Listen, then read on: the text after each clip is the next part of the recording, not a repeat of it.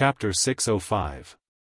That year in Hangzhou in Jiangnan, Yi Luyun had toppled a building with one strike of his sword. Not long after, Hai Tang had received the Northern Qi Empress Dowager's edict and floated back to the north. After that, Fan Xian and the two of them had never seen each other again. They only occasionally exchanged letters. However, the shocking change in the autumn of the 7th year of the Qing calendar severed the correspondence between the two of them. The Northern Qi saint girl, Master Ku He's true last disciple, and the present leader of Tianyi Dao had mysteriously disappeared from everyone's sight. Even the Northern Qi people didn't seem to know where she had gone. Fan Xian had had the 4th Bureau of the Overwatch Council and Baoyue brothel search all over the world for news of her, but they still came up empty-handed. She had disappeared so decisively and completely that it gave people the feeling that Hai Tang Duo had never existed in this world. Fan Xian knew that this woman had once existed and would certainly exist somewhere in the world. She was watching him and doing something because he had once held her hand and touched her heart. However, he had not thought that the missing Hai Tang Duo would appear on the grasslands to the west of the Qing kingdom. Furthermore, she had stayed on the grasslands for 2 years and changed her name to Songji Xianling. Do you not have anything to explain to me? Fan Xian looked into her eyes. His heart throbbed slightly. Slowly, he said, for example, why you are here, the matter of the knife, and everything related to Su Bida. Su Bida, the name of the chief of Shi who couldn't help but carry a strange sense of mockery when spoken from Fan Xian's lips. It was not strong, but it pierced the heart. Hai Tang immediately raised her head and gently combed a strand of hair at her forehead. Since you have already come, presumably you have investigated everything clearly. Why ask me again? Hai Tang was dressed as a Hu tribe serving girl with a leather hat on her head. She looked mischievous and cute, particularly with the strands of hair poking out from the brim of the hat, making her appear even more childish and beautiful. However, Fan Xian's tone remained icy. Some things, it is one thing for me to find out. It is another for you to tell me personally. My anger lies in being hidden from me and used by others. You know my personality. Hai Tang was slightly startled. She pulled her hands out of her clothes and placed them in front of her. Very seriously, she gave Fan Xian a half bow and said, "My apologies." Although it was only 2 words, it was filled with remorse. Fan Xian looked at her. His expression did not change in the slightest. He also did not open his mouth. He only waited for her to give him an explanation. Let's take a walk. Hai Tang did not explain why she had come to the plains, nor did she explain why those blades had appeared in the hands of the Hu experts. She only very naturally suggested that the two of them take a walk on the vast plains. Fan Xian was silent for a moment and then said, "All right." Parting the knee-high grass, the two of them left the path hidden in the grass and walked towards the depths of the uninhabited grassland. At this time, the autumn sun was hanging high in the sky. The little insects were agilely moving in the grass. It was quiet all around, but there was a greenish-yellow color in front of them, blankly looking towards the end of the sky. The man and woman had their hands in their clothes. They were like 2 little dots in the sky and earth, maintaining a steady speed as they advanced towards the end of the sky. If there was nothing else in this world, perhaps the two of them would be willing to walk like this forever and not talk about the problems that would tear at one's heart and liver, and not talk about stories that would gradually pull each other apart. However, there were blue skies and white clouds in the sky, and wretched autumn grass on the plains. The two of them walked between the vast heaven and earth. In the end, they belonged to the mortal world. Even the way they walked now was difficult to be as harmonious as it was in the past. Was this not a heart-shaking loss? It has been many years since the Taoist sects have infiltrated Shihu. However, it has never been of much use. It is always difficult for the Hu people to trust the strategists of the Central Plains. The autumn wind gently blew against Hai Tang's red face. She sighed gently and opened her hands, feeling the vast aura of the grasslands. In a quiet voice, she said, she who has been beaten into a mess by the Qing army. If we want the Hu people to become a force that can stand against the Qing kingdom, even if it is a force that can slow you down slightly, it is still a very difficult matter. Fan Xian was silent and listened intently. Haitang walked slowly and looked at the sun hanging over the grasslands in the distance. Narrowing her eyes, she said, 2 years ago, before my teacher passed away, he gave me this mission. What mission? Help the chief unify the grasslands and establish a country. Haitang looked at him expressionlessly. As you know, although the Hu people are good at fighting, there are countless tribes that are only nominally controlled by the court. As a whole, they are like scattered sand. If they are unable to unify the grasslands and establish a true country, how can they slow down the Qing kingdom's pace of unifying the world? Fan Xian smiled coldly and said, in order to stop the Qing kingdom, you are willing to allow a new grasslands kingdom to rise on the grasslands. Have you ever thought that if the Hu people truly become powerful, what will it bring to the world? Without waiting for Haitang to speak, he stared into her eyes and said, when we were in Hangzhou, you once reminded me that the Hu people are ambitious and cruel by nature. For thousands of years, they have always taken pleasure in killing. Unexpectedly, you now want to put on armor for this pack of wolves. Is the threat the Qing kingdom poses to you so great that Tianyi Dao has to give up on the principles of the way? Facing his gaze, Haitang didn't show a hint of fear, saying slowly, it's not possible to build a nation on the grassland in a short period of time. The plan of my late master will definitely take place 20 years later. I have to admit that I was stunned when my master returned to Green Mountain with severe injuries. I've never thought that your emperor would be so formidable. She smiled self-mockingly and said, since the Iron Riders of the Qing army have already become a foregone conclusion, how could the Qi kingdom be willing to become fish under the knife? Of course, I had to think of some way to slow down your steps. Fan Xian furrowed his brows and waved his hand, stopping her explanation. Straightforwardly, he asked, this plan is indeed sinister and far-sighted.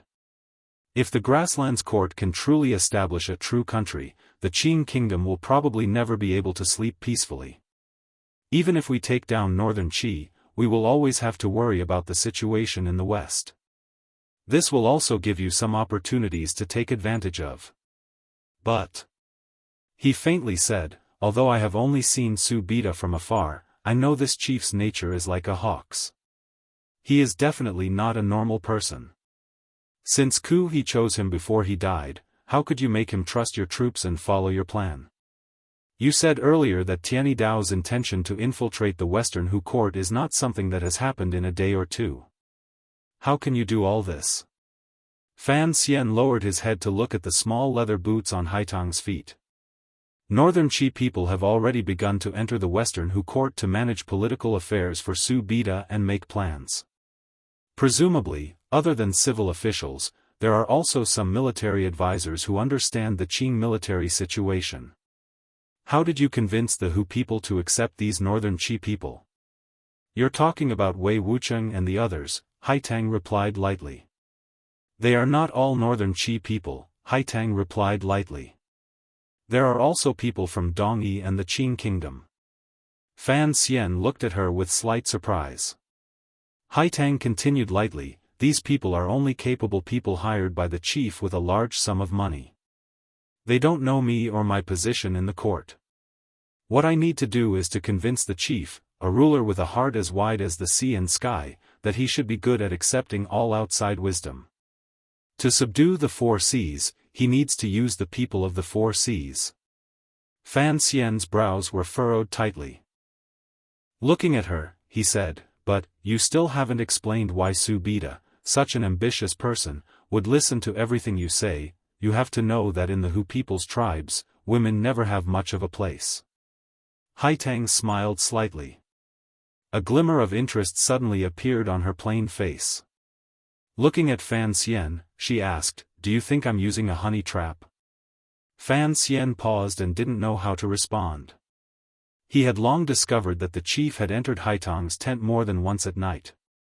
Furthermore, it was clear that the chief had some feelings for Haitang.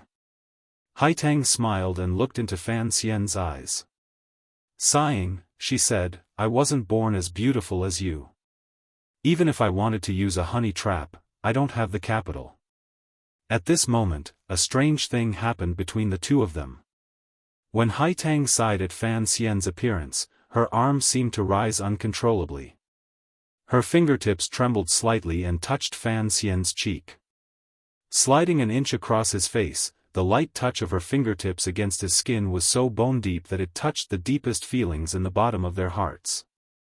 When the two of them realized that such a warm scene had occurred, they immediately froze. Fan Xian's body was slightly stiff. With great difficulty, he raised his left hand and grasped the hand beside his face. Holding it, he would never let go. Being held by Fan Xian's warm hand, Haitang's body was also slightly stiff.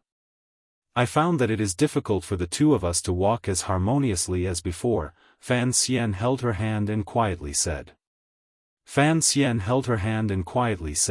Perhaps the amplitude of the swing is not the same. If we hold hands, would it be better?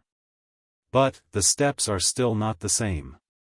Haitang had a serene and peaceful smile on her face, but her words carried boundless regret and disappointment.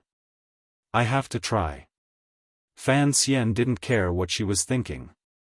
Holding her hand, he continued to walk deeper into the grasslands. There were only the two of them in the world. At least, in this moment, there was no need to say such unpleasant things. Are you jealous? Haitang half leaned on Fan Xian's shoulder. Their hands were held tightly together. It was as if they were both afraid the other would suddenly let go. At this moment, they were sitting on a meadow. Below the meadow was a small lake. Across the lake was the gradually setting sun. The golden rays of the setting sun drew a golden line on the surface of the water. Occasionally, a few wild ducks flew across the surface of the water, squawking strangely. This scene was very familiar. It was as if they were still in Jiangnan, by the lake, and it was still the same two people. Why would I be jealous? Fan Xian said with some dissatisfaction. Su Bida was able to suppress the left and right virtuous princes in a few short years. The power of the court is the most powerful on the grasslands. Although you helped, he is indeed powerful. In the end, you are still jealous, Haitang said with a slight smile. Her face did not have the pride of a normal woman, nor was there a trace of uneasiness. It was as if she was only stating a fact. Without waiting for Fan Xian to speak, Haitang leaned her head on his shoulder. This woman's shoulders had shouldered too many things since she was young. Although no one knew how old she was or where she was born, her identity as the saint girl of northern Qi and the successor of Tianidao forced her to shoulder all of this. She would also have a day when she was tired. She also hoped to unload the heavy burden on her shoulders and then lean on a shoulder she could rely on. At this time, I came from the grasslands in the north. My name is Songji Xianling. I am the lost princess of the Karna tribe. Haitang gazed in a daze at the setting sun across the lake and slowly said, on the grasslands in the north, I helped many people and led the last group of tribes moving south to the grasslands of Shihu. The children of the tribes that came to the south earlier acknowledged my identity as the princess of the Karna tribe. Thus, the chief had to pay attention to me, at least at the beginning, to the power behind me. Karna? Fan Xian turned his head and looked at her bright forehead. Faintly, he said, to go around in such a big circle, in order to not make Su Bida suspicious, Kuhi has truly put in a lot of effort. Although Haitang had said it simply, Fan Xian knew that the northern man could not withstand the cold of heaven's might and were forced to move south. There were countless deaths and injuries along the way, but they still left tens of thousands of riders on the grasslands. For Haitang to be recognized as the leader by these northern tribes, she must have paid a very difficult price. The reason Chief Su Bida's court was able to sweep away the resistance on the grasslands in such a short time was largely because he had stood against the opinions of the masses and accepted his brothers from the northern grasslands. Thus, he had obtained the support of the tens of thousands of northern man riders. Looking at it now, Haitang was probably part of this support. You are the Northern Chi Saint Girl. Suddenly, you have become the Saint Girl of the Northern tribes. Are you not worried that your identity will be exposed? Fan Xian said quietly. I believe in your intelligence and ability. The chief will certainly not be able to do without your help, particularly after seeing some results. However, your identity will always be a major problem. Expose what identity? Haitang straightened her body and smiled slightly. Expose my identity as the successor of Tianyi Dao? Fan Xian thought it made sense. Even if Chief Su Beta knew Duodwa's true identity, it would not have any effect on his choice. But, what about the tens of thousands of riders from the northern tribes? That was the greatest source of Haitang's involvement in the matter of Shi Hu. If they found out that the princess of the Karna tribe was a fake, what would happen? Logically speaking, if Haitang's identity was exposed, the northern Qi people's plot would collapse. This should be something that Fan Xian and the Qing people would be most happy to see. For some reason, Fan Xian believed that Haitang would not make such a mistake. Perhaps, the already dead Master Ku he would not have not thought of this link that could easily go wrong. Thus, he listened quietly to Haitang's explanation. What do you know about Karna? In the past, the court tribe of the northern grasslands had already been wiped out by Commander Zhang Qingfeng a few decades ago. From then on, the northern tribes were a group of dragons without a leader. Additionally, Shang Shanhu was guarding the northern gate, so they could not cause any more major trouble. Haitang looked calmly into his eyes and said, What did you like to ask me the most in the past? Fan Xian's brows were furrowed tightly. He didn't know what connection these two questions had, but it was an important matter. He thought about it seriously. A moment later, he hesitantly said, I'd like to ask you how old you really are. He smiled and explained, although I don't mind older women falling in love with younger men, I was afraid that you would be 40 or 50 years old and rely on your youthful skills to deceive a pitiful person like me. An old cow eating young grass, how innocent is the young grass. A slight blush appeared on Haitang's face, but it disappeared in a flash. Shortly after, she smiled and said, I still haven't answered you because I don't know how old I am. Fan Xian was silent. He knew that Haitang was an orphan girl who had been carefully cared for by Master Ku He from a young age. I am 19 this year. Haitang suddenly stared seriously into his eyes and said, My mother was a princess who escaped from the Karna court. Fan Xian didn't hear these words clearly. He thought to himself, 19. Then, when he gave her the aphrodisiac by the North Sea, she was only 14. Was he teasing a lowly or poisoning a youth? This girl was indeed younger than him. Wait, princess? Mother? The Karna court? He abruptly stood up and looked at Haitang in disbelief. Haitang was sitting hugging her knees and watching the ducks dancing on the lake with a peaceful expression. It was as if she didn't realize what a shocking secret she had just told Fan Xian. You are really the princess of the Karna tribe, Fan Xian said in a trembling voice. When it came to everything on the grasslands, he had calculated clearly. He had laid out all the countermeasures to the plot coup he had left behind. Even exposing Haitang's identity at the right time was part of his plan. He had not thought that Haitang's ability to influence the chief and secretly help the grasslands court build a country was not based on a fake identity. She was a princess. Haitang hugged her knees and placed her head gently on them. Looking at the pool of water and golden light in front of her, confusion appeared in her eyes. In a quiet voice, she said, You are indeed calmer than me. 2 years ago, when I heard about my past from my teacher, my reaction was much greater than yours. Chapter 606. Fan Xian looked at her and couldn't say a single word. He finally gradually understood a principle of the world.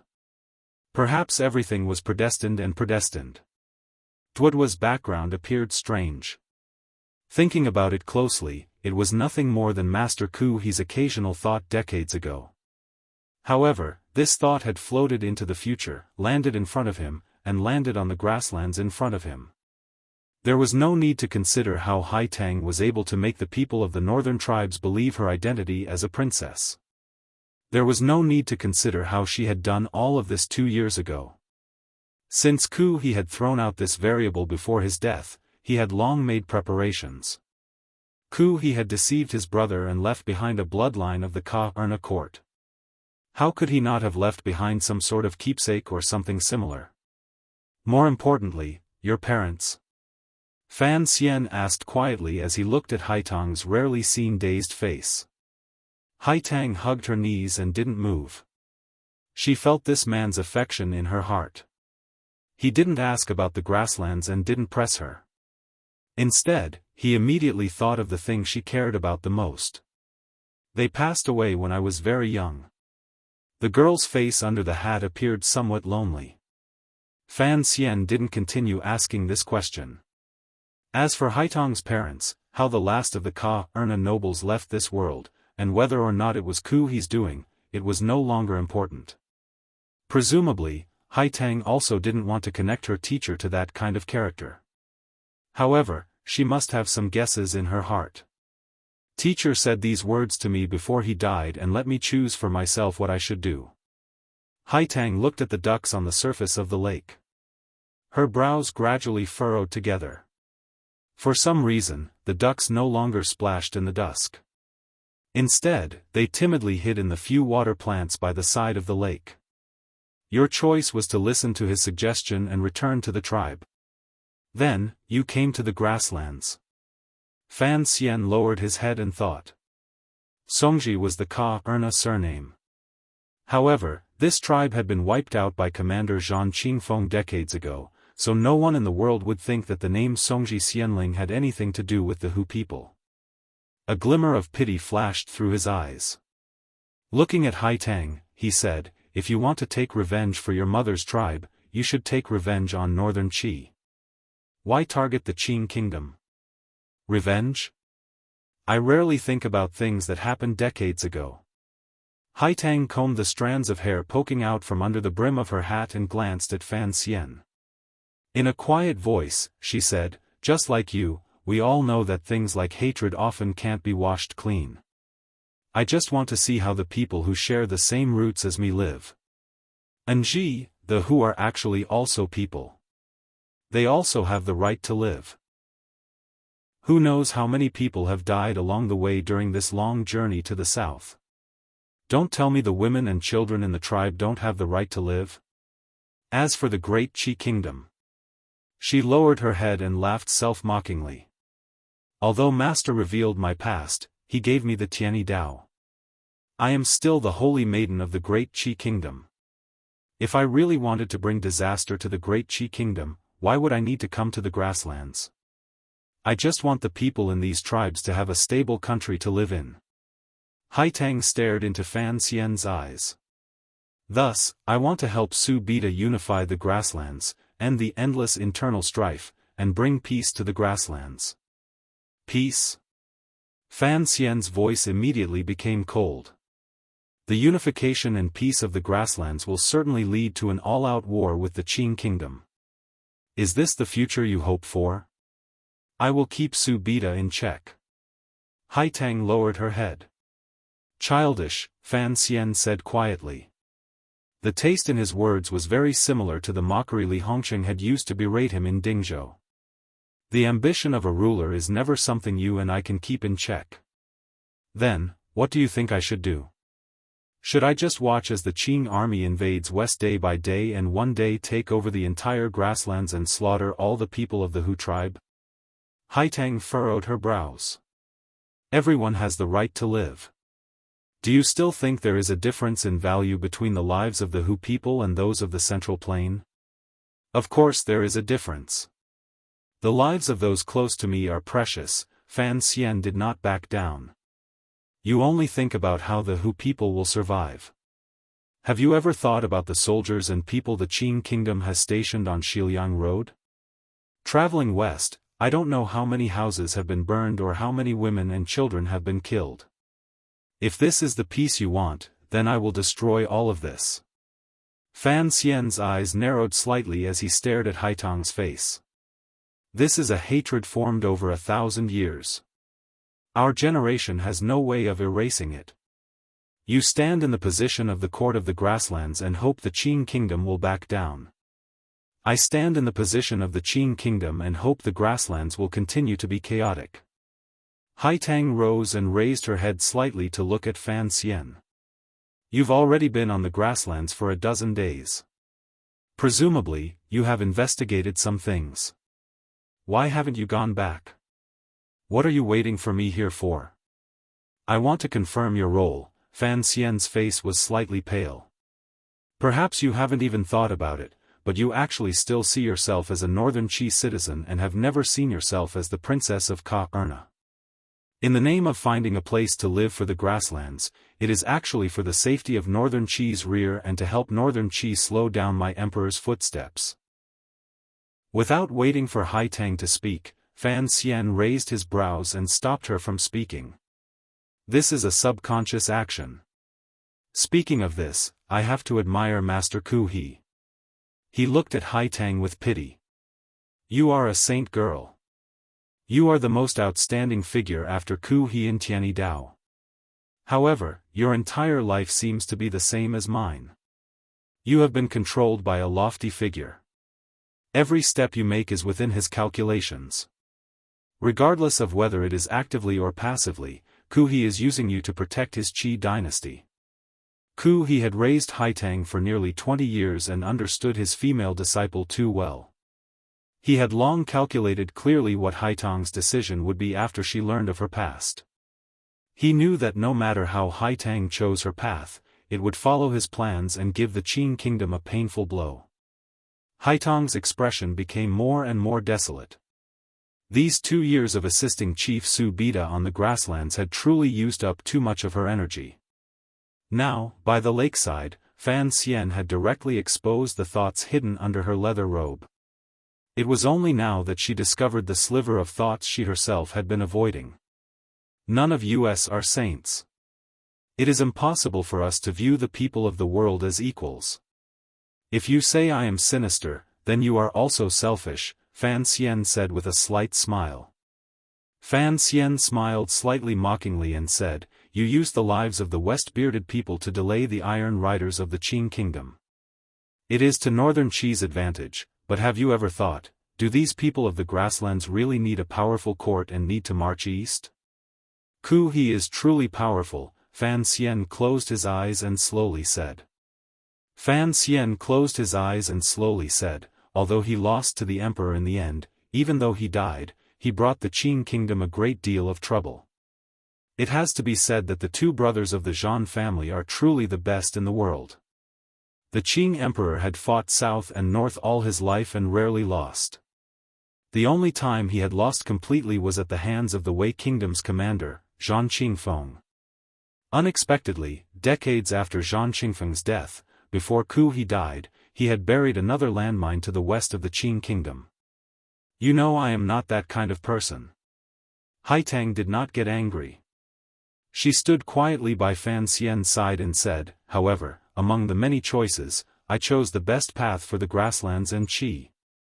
Fan Xian knew that Haitang was not that kind of person. He was purposely trying to anger her. His gaze gradually grew cold. What about me? Haitang turned her head to glance at him and said, You said earlier that we are not saints. It is impossible for us to consider the people of the world as equals. Presently, it is the Qing kingdom pointing its sword at the world. Northern Qi and Dongyi are both swaying in the wind and rain. If you expect me to consider the Qing kingdom's interests, is that not absurd? Absurd? Fan Xian stared into Haitang's eyes as if he wanted to see into the depths of her heart. Faintly, he said, a few years ago in a restaurant in Shangjing, as the commissioner of the Qing kingdom's Overwatch Council, I made that agreement with you. Is that not absurd? He smiled self-mockingly. That's right. I was a Qing noble, yet I had to raise my face to let you slap it. The Iron Riders of the Qing kingdom were about to trample the world, yet I had to make an agreement with the saint girl of a foreign country, peace? Goddamn peace. It is indeed absurd. My existence in this world has always been an absurd thing. Farming, drinking, and chatting had set the world for 20 years. Thinking back to when the two of them had walked arm in arm in Shangjing, drunk together in a building, and chatted together under the melon trellis in the garden, in a place no one knew about, the two most outstanding young people in northern Qi and the Qing kingdom had set a goal that was childish in the eyes of the common people but particularly beautiful in their eyes: no war under heaven. Because of the two people who participated in this agreement, such a childish agreement seemed to be within reach, and could become a reality at any time. This was because these two young people had great influence in their respective countries. If the situation did not change, the old people would gradually leave, and the future of the country would be in the hands of these two young people. A number of years had passed in the blink of an eye. The situation in the world had changed drastically because of the explosion of the Dong Mountain incident. The world was changing, and people were also changing. It had not even been 20 years, yet it seemed that Fan Xian and Haitang could no longer farm, drink, and chat. I can't accept this. Fan Xian's face was pale, but his eyes grew brighter and brighter. I've already left Danzhou for 5 years. During these 5 years, no one knows what I want to do. Only you know how much danger I've taken for this agreement, how much I've suffered, and how much I've helped Northern Qi. He stared into Haitang's eyes and said in a raspy voice, "You know all of this very well." I did not hesitate to take the risk of being accused of being a traitor 1,000 years later. Why? And you ran off without a sound, came to the grasslands, and began to stab me in the back. I can't accept this. Fan Xian's eyes gradually grew cold.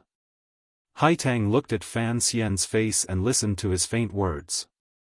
For some reason, it was like her heart had been stabbed with a knife and began to ache. It was so painful that her face turned white. I had not thought that this matter would implicate you. Haitang stared at him in a daze. She felt that the pain of the man in front of her seemed to have landed on her body. I also don't know where those knives came from. After learning of this matter, I made a trip to Qingzhou. However, one of them was stolen by someone. Although Fan Xian had long guessed that it was Haitang's doing to have a 9th-level ace sneak into Qingzhou to help him destroy the evidence, hearing her personally admit it now made his mood slightly better. However, his expression was still very ugly. You're still hiding it from me. The appearance of these knives has always been a strange matter. He grabbed the front of Haitang's clothes and gritted his teeth. Your contact with the little emperor of Northern Qi has never been broken. This time, it is clear that he is tricking me. What else do you want to hide for him? Haitang placed her hand on his. She didn't use any force. Looking into his eyes with pity and guilt, she said, I truly don't know about this matter. I also don't know what problems have occurred in Shangjing. Why would the emperor do such a stupid thing? It was indeed stupid. In the Qing kingdom, Northern Qi's greatest support was Fan Xian. Although after the Dong Mountain incident, Fan Xian had gradually severed his relationship with Northern Qi. If the Northern Qi emperor truly wanted to have a future, it would be difficult without Fan Xian's help. Fan Xian knew very well what the little emperor of Northern Qi was thinking. He moved closer to Haitang's slightly red face and said quietly into her ear, not stupid at all. He wants to force me to rebel? Impossible. 2 years ago in Jingdou, he wanted to use the eldest princess's hand to kill me and help the emperor ascend. I haven't settled this debt with him yet. How could I rebel? There was a glimmer of mockery in his words, but Haitang's heart grew cold. This was the first time she knew that there was a shadow of Northern Qi in the rebellion in Jingdou 2 years ago. Thinking of it this way, the context of this matter became clear. The Northern Qi emperor knew that Fan Xian was a very vengeful person. He didn't continue to place his hopes on him. Additionally, Haitang had been on the grasslands for 2 years and was unable to act as a bridge between the Northern Qi emperor and Fan Xian. The two sides gradually drifted apart. For the sake of Northern Qi's safety, the Northern Qi Emperor would certainly choose to destroy the relationship between Fan Xian and the Qing Emperor. The Emperor had no other choice. The posture between Hai Tang and Fan Xian was very warm, but the words the two of them spoke were shocking. Faintly, she said, "These 2 years, you've helped the Qing Emperor organize his governance, govern the people, and manage the palace treasury. A great battle is about to break out at any moment. How could he trust you? I don't care if he trusts me or not. Right now, I don't even need your trust." Fan Xian shook his head and rubbed his cheek against Haitang's slightly cold face. He took a deep breath and said, "Take a message to the Northern Qi Emperor. Tell him that I, Fan Xian, will repay him with a lesson he will never forget for the 2 gifts he has given me." Haitang's body trembled. She looked at Fan Xian in surprise, not knowing what he would do. In this world, other than a great grandmaster, probably only Fan Xian would dare to be so arrogant as to say that he would teach the ruler of a country a lesson. "Don't forget, you are a person of the Qing kingdom. You are the son of the Qing Emperor," Hai Tang sighed. Hai Tang sighed and said, "Who would believe that you would consider problems from the standpoint of Northern Qi or Dongyi? It is normal for the Emperor not to believe you. I consider problems from the standpoint of the Qing kingdom. I also don't want the people of the Qing kingdom to sink into the endless blood and fire of war. You will certainly not tell me exactly what you have set up on the grasslands." Haitang's hands passed naturally under Fan Xian's armpits. "But, I will do my best to stop you. Other than my emperor, no one in this world can stop me, not even you." Fan Xian took off her hat and stroked her hair. Fan Xian held Hai Tang tightly, but his gaze gradually calmed. Holding her in his arms, he looked at the sky with narrowed eyes. An eagle was flying in the dusk. The ducks in the lake were frightened by this eagle and hid among the water plants. Hai Tang had actually also noticed the eagle and knew why Fan Xian was holding her like this. She sighed in her heart and knew that she and the emperor had truly let down the young man holding her. Complicated emotions rose in her mind, so she didn't point out Fan Xian's thoughts. "Stay with me for 3 days, Fan Xian said by her ear. On the grasslands about 10 li away from the lake, hundreds of Western Hu riders were surrounding and protecting their king, the master of this grasslands. Chief Su Bida looked coldly into the distance, looking at the traces of eagles streaking through the air. Songji Xianling had left. The chief was worried that she would never come back, so he had brought the riders to follow. For some reason, the chief had this worry in his heart. It was as if someone was about to take away the most important woman in his life. This woman was not beautiful. She could not compare at all to the beauties contributed by the tribes. However, the chief saw her as more important than anyone else. This woman had brought him the loyalty of tens of thousands of riders, strategies to govern a country he had never thought of, and a new atmosphere on the grasslands. Most importantly, this woman had brought the chief peace, a rare peace. Each time he was with this Karna princess, Chief Su Bida felt it was the happiest moment of his life. Even if they were just sitting face to face and looking at each other, he was still incomparably happy. He knew she was the Northern Qi saint girl, the last disciple of the great Grandmaster Ku He, and a traveler of the mysterious longevity heaven. He also knew that Songji Xianling was a Hu person and of the same race as him. If, in the future, he could sweep through the world and invade the grasslands, with her sitting by the side of the horse, the world would certainly be much more beautiful.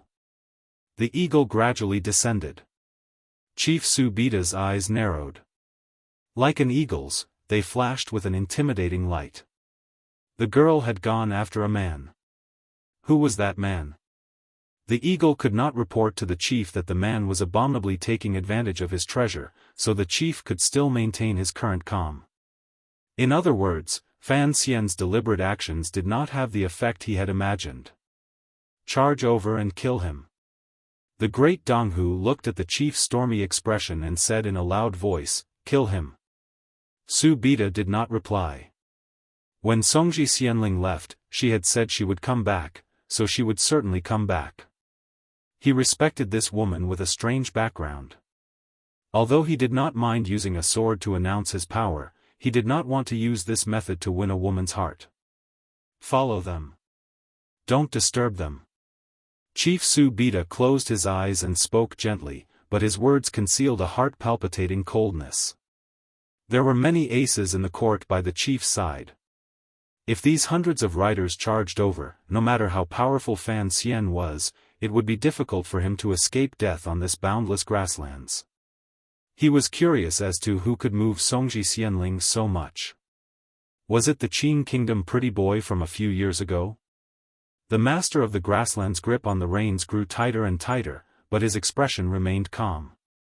He was destined to become the master of the world. He would not lose his composure because of a powerful official in the Qing Kingdom. However, he would not allow the young man to come to the grasslands and return alive. The eagle sent a message. The Western Hu riders near the court began to gather.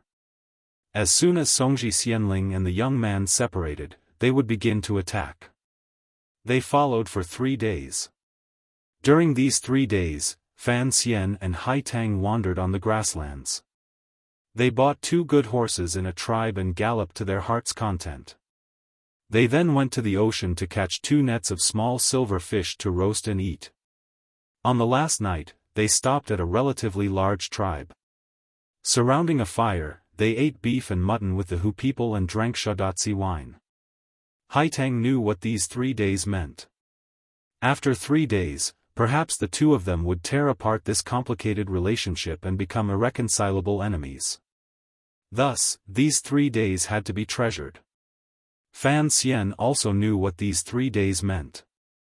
Haitang's identity as a princess had not resounded through the grasslands, but she could take him to move about as she pleased on the grasslands.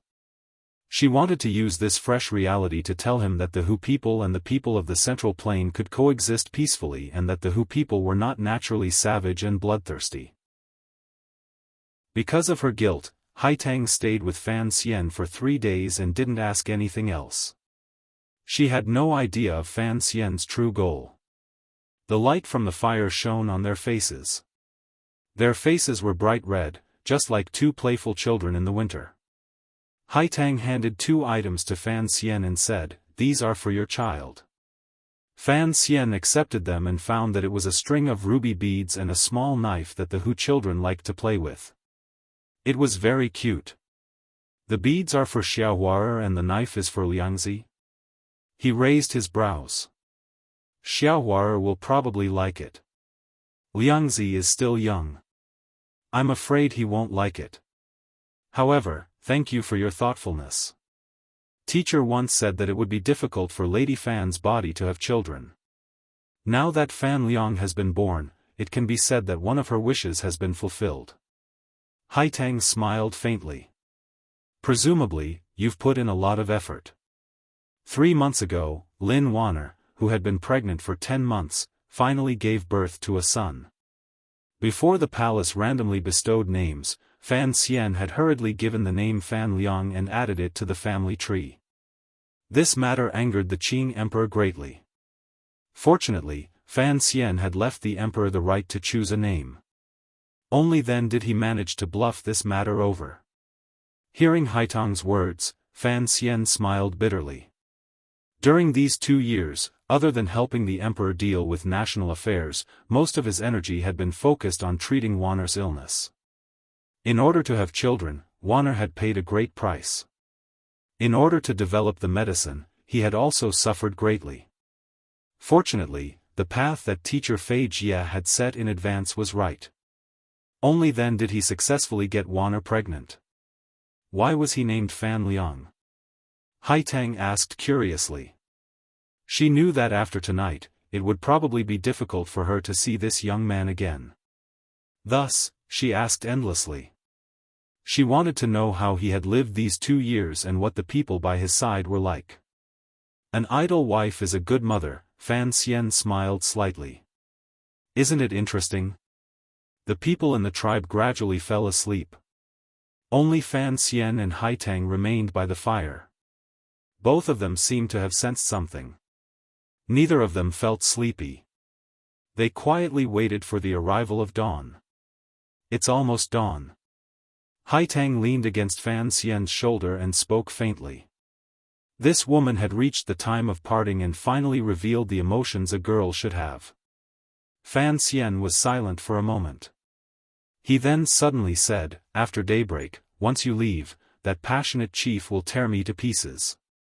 After 3 days, given their cultivation, they knew that not far behind them, the master of the grasslands was forcefully suppressing his anger and waiting to give Fan Xian the fatal blow. Haitang closed her eyes and said lazily, "Don't worry about these things. I'll take care of it. I'm a man. I'm not used to letting women handle things." Fan Xian smiled. The firelight shone on his smile. It appeared particularly friendly and confident. "You are very strong, and so is the chief. But I will prove that I am stronger than you." Haitang sat up straight and looked at him quietly, not knowing what he wanted to say. Fan Xian looked at her calmly and said, "I have never liked the stories of lovers separated by their tribes in novels. Duo, you plotted on the grasslands for 2 years, and I prepared for 4 months. I will completely defeat you and sever all of the thoughts he left behind. I like the peace and happiness on the grasslands. For the peace and happiness of the Qing people, for my peace and happiness, and for the chief's unhappiness and happiness, I must destroy all of this. I kept you for 3 days because I want to keep you for a lifetime." The young man from the Qing kingdom stood up and looked at the dark grasslands before dawn. Chapter 607. Before dawn, it was all darkness.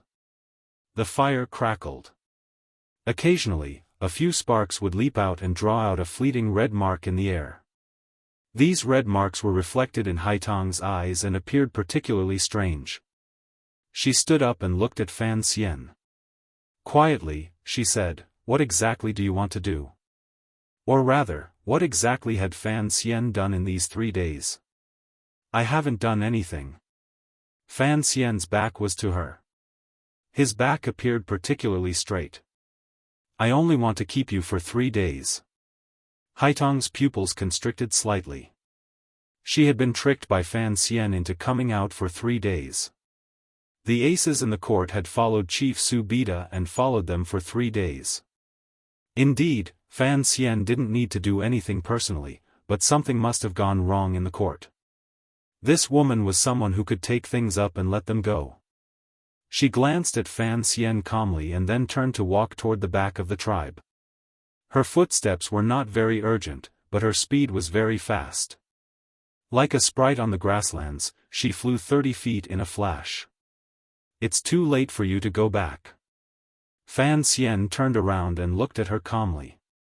"You and the Northern Qi Emperor tricked me once and tricked me a few times. The Central Plain people in the court are all Northern Qi people, yet you are still tricking me. These people working in the court are dangerous people for the Qing kingdom. I have to get rid of them." Haitang stopped walking. She knew what Fan Xian said was true. If something strange had happened in the court during these 3 days, even if she rushed back now, it would be too late. The Crescent Sea is heavily guarded. Since you didn't act personally, who did it? Without waiting for Fan Xian's reply, a dark and cold image seeped into her heart. She had not forgotten that the Overwatch Council had the best assassin in the world. The chief was not in the court, and all the aces were out. If that assassin acted, who could stop him? The shadow of the Overwatch Council would never miss an attack. Regardless of whether Haitang or the chief were able to stay in the court, they probably would not give the shadow any chance to act. Thinking of this, Haitang finally understood why Fan Xian had revealed himself to lure her to find him and lure the chief to follow the two of them. Your heart is indeed becoming harder and harder. She turned around and looked at Fan Xian. She was not angry, only lonely. Is there anyone in this world that you are not willing to use? Fan Xian had used Haitang, but he did not feel any remorse in his heart. The two of them were already enemies. I am not a heartless person. He then shook his arms and leapt toward her. The tyrannical Zhenqi in his body bloomed to its limit in an instant, shaking the night sky and grasslands into chaos. Like a tornado, it swept forward. Haitang's eyes lit up as she watched the godlike man approach her.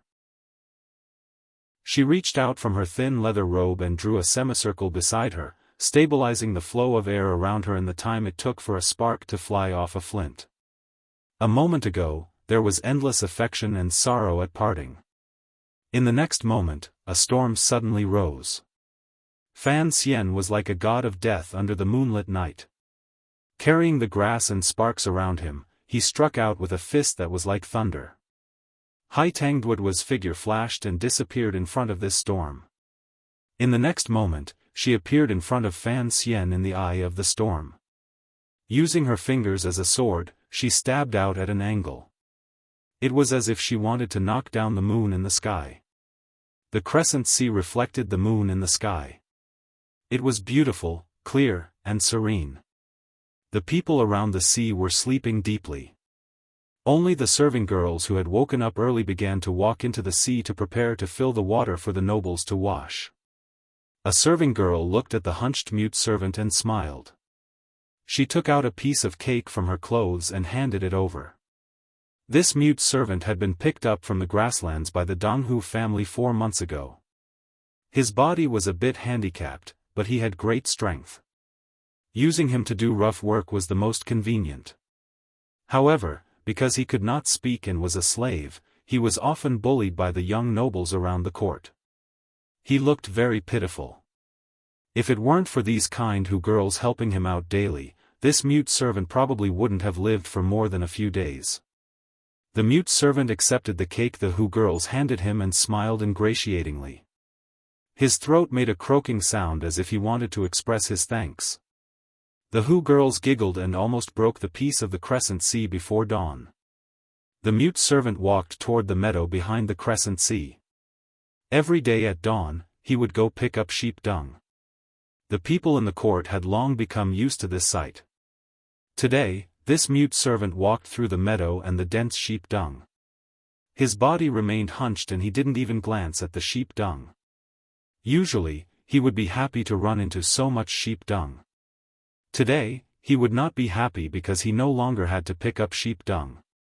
Walking to a patch of long grass, the mute servant slowly took out an iron drill from his bosom and stabbed it into the soil.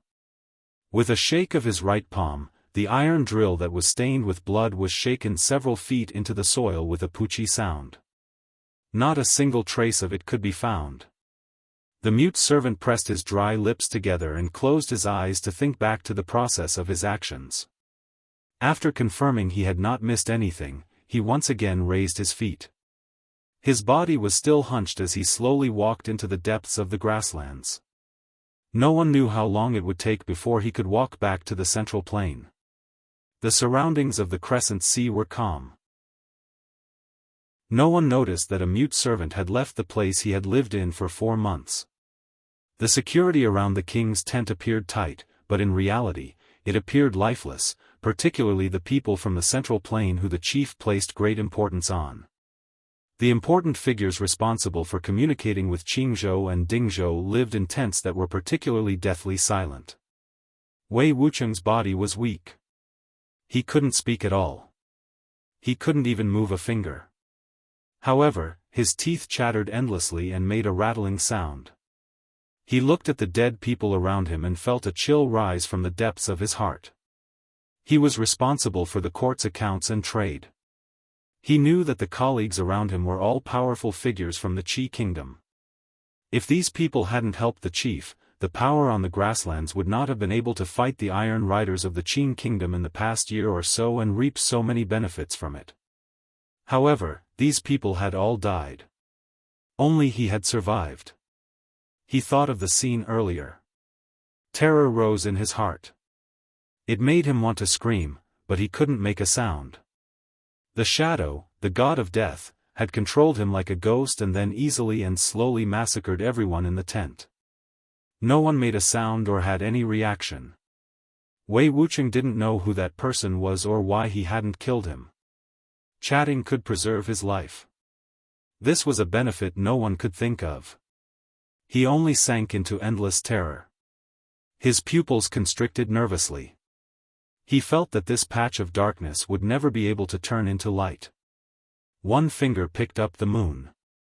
The fingertip was slender and ordinary, but it seemed to contain the brilliance of heaven and earth. In an instant, it broke through the wind and intent and lifted toward Fan Xian's throat. His fist had already struck empty air. It brushed past Haitang's right shoulder and crashed into the grasslands, sending up a large cloud of dirt and grass. Borrowing the power of heaven and earth to do things naturally, no school was more powerful than Tianyi Dao. The shadow of the moon gradually disappeared. The view on the grasslands was blurry. With Haitang's sliding step and attack, it was as if she could sense every wisp of wind and every grain of grass on the grasslands. She moved gracefully toward Fan Xian. Fan Xian had learned the heart of Tianyi Dao from this girl's family. When it came to the cultivation of borrowing power, he was far from Haitang's match. His eyes narrowed. With a flick of his left finger, a small knife spun 2 rounds on his fingertip, it left the sheath, a cold light flashed, a beheading moon, chopped towards the fingertip a few inches away from his throat. Given their cultivation realms, regardless of whether it was a finger or a movement, as long as it touched the other person's body and Jinqi entered through the bridge, it would heavily injure the other person. Thus, Fan Xian had to stop the finger that was too light to the point of being unable to catch a trace. In order to hide his identity, he did not have a sleeve crossbow on him. There was no black dagger in his boots. Where did this knife come from? The small knife light was about to chop Haitang's finger. In this moment, everything seemed to slow down. The little knife could be seen clearly. It was the gift Haitang had given to the young master of Fan Xian's family earlier. Haitang's eyes grew brighter and brighter. This brightness carried an indescribable feeling. Her finger did not pull back and did not respond at all. It continued to point toward Fan Xian's throat as if she did not see the knife. Fan Xian sighed in his heart. His left hand relaxed slightly, and the knife light immediately retracted.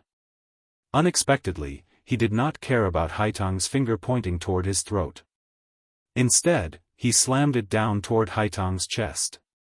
Fan Xian pulled back his knife, Haitang pulled back her finger, Fan Xian brought down his palm, and Haitang returned to protect. These were 4 simple movements, but they had to be done so cleanly and without any hesitation. In this world, probably only when these 2 young people faced each other could there be such a miraculous scene. In the end, Fan Xian had the first move. His palm had already landed on Haitang's chest. Haitang's eyes grew brighter and brighter. She did not pay any attention to this palm. Instead, her fingers spread out gently like the autumn grass floating in the night wind on the grasslands. Strand by strand, they wrapped around Fan Xian's arm and restrained his right arm. In a flash, Fan Xian and Haitang duo each had a chance to kill the other. This opportunity had even been purposely left by the other, but neither of them could act. This was the first time the 2 of them had met by the North Sea. After Fan Xian had used aphrodisiac and poetry to move her soul, and Haitang had responded with light, it was the continuation of the battle of hearts between the 2 major figures of the younger generation of Northern Qi and the Qing kingdom that had lasted for years. It looked like he had moved his hand, but in reality, he had moved his heart. Haitang gambled that Fan Xian's knife aimed at her finger would not go down, and Fan Xian abandoned his knife. Fan Xian gambled that Haitang's finger aimed at his throat would not go down, and Haitang pulled back her finger. Haitang gambled that Fan Xian's palm aimed at her chest would not go down, and so she bound his right arm. If they both couldn't bear it, why act? There was a strange smile on Fan Xian's face as he looked at Haitang in front of him. Although the 2 of them knew that this attack would probably be futile in the end, he still acted. Haitang placed her hand on his finger and spat out the pure Jinqi of Tianyi Dao, stopping the tyrannical Jinqi in Fan Xian's right arm from charging forward. It immediately made the palm he had imprinted on her chest useless. Fan Xian still acted. There was no threat or Jinqi. He moved around Haitang's clothes. The place where his palm pressed was very wonderful, very soft, and very gentle. Thus, this move was very enchanting. Haitang was very angry, and her heart was slightly in chaos. Fan Xian's left hand, which had abandoned his knife, quietly brushed up in the instant her heart was slightly in chaos. It brushed against the side of Haitang's ear. With a gentle flick of his little finger, a golden needle pierced into the pressure point below Haitang's ear. He wanted to kidnap Haitang and bring her back to the central plane. He wanted the trap coup he had set to stop tormenting this pitiful girl's state of mind. Thus, he thought long and hard and was willing to take the risk to capture her. It was this needle. The pride of a generation, the northern Qi Saint girl, Haitang Duo, had finally lost. She had lost to Fan Xian on this quiet grassland. In the 4th year of the Qing calendar, Haitang Duo had emerged from the mountains. She had fought dozens of battles, large and small, and had never tasted defeat. Her reputation flourished until an immortal poet and a young ace appeared in the Qing kingdom. From then on, the people of the world discussed fervently if Haitang Duo met Fan Xian, who would win. On the shore of the North Sea, Haitang had first met Fan Xian. At that time, Fan Xian was not a match for Haitang at all. He had only relied on the footwork Uncle Wu Zhu had personally taught him to barely dodge. Using poisonous needles and poisonous smoke, he had held on the meadow. Fan Xian had not lost. Relying on his shamelessness and ruthlessness, he had successfully forced Haitang back. Did they remember that the North Sea was full of spring?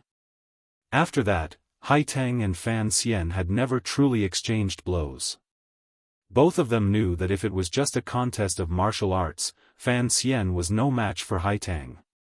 However, if it was a life-and-death battle, given Fan Xian's ruthlessness, even if Haitang could kill Fan Xian, she would probably have to pay a great price. After that, the two of them became friends.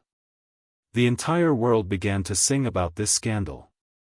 Everyone knew that it was impossible for the two of them to fight. Some people couldn't help but feel disappointed.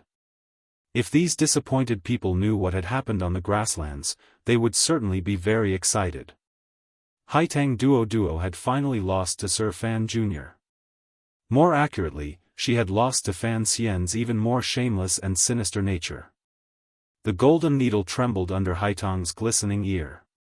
Fan Xian's fingers gently pinched the needle. His expression was very serious. He endlessly used this thin needle to pour Jinqi into Haitang's meridians. His right hand had long broken free of Haitang's control. It pressed swiftly on the girl's body. He had to completely control her. In Jiangnan, the injuries in his body had been healed by Tianydao's Jinqi. Fan Xian knew better than anyone the recovery power of Tianydao's Jinqi. The golden needle pressing into a meridian point could only make Haitang's body freeze for a moment. To truly control her and not harm her, he could only use his tyrannical Jinqi to forcefully seal the meridians in her body. However, Fan Xian's fingers, which carried a strong wind, gradually slowed. His gaze was very serious and even carried a glimmer of sorrow. Finally, he stopped his fingers. His left hand also slowly left the golden needle. With a crisp crack, the golden needle under Haitang's ear broke inch by inch. Such a thin and soft golden needle pressed into an important meridian point under her ear was broken by the Jinqi in her body. What a powerful rebound! With a pft, Haitang spat out a mouthful of fresh blood. Her face immediately paled, but her eyes remained bright. She calmly looked at the sorrowful Fan Xian in front of her. Wiping the blood from the corner of her mouth, she said, "I've already injured my internal organs. I'm not a match for you. You can try to keep me here." Fan Xian was silent. He knew what had happened in Haitang's body earlier. When he had used his tyrannical Jinqi to forcefully seal her meridians, the pure Tianydao Jinqi in Haitang's body had begun to counterattack. It counterattacked without regard for its own life and death, forcefully attacking every spot where his fingers had landed. If Fan Xian had forcefully continued, at most he would have used up a great deal of Jinqi and still been able to control Haitang. However, Haitang's decisive Jinqi flowing in the opposite direction would cause her meridians to explode and make her a useless person. After a moment of silence, Fan Xian lowered his head and sadly said, "Even if you die, you still won't come with me?" Haitang looked at him calmly. Fresh blood dripped from the corner of her lips. Slowly, she said, "If my heart wasn't in chaos, how could you control me? If your heart wasn't in chaos, how could you let go of a great opportunity to capture me in one move and throw Shi Lake into chaos? I don't want to die, but I know you won't let me die." Fan Xian was silent for a moment and then said, "Thank you." He was thanking Haitang for her trust in him. He was thanking her for knowing his heart and his feelings. Although the two of them had never said it explicitly, they had long known each other. It was like the night on the grasslands or the moon at the edge of the night line, clear and difficult to forget.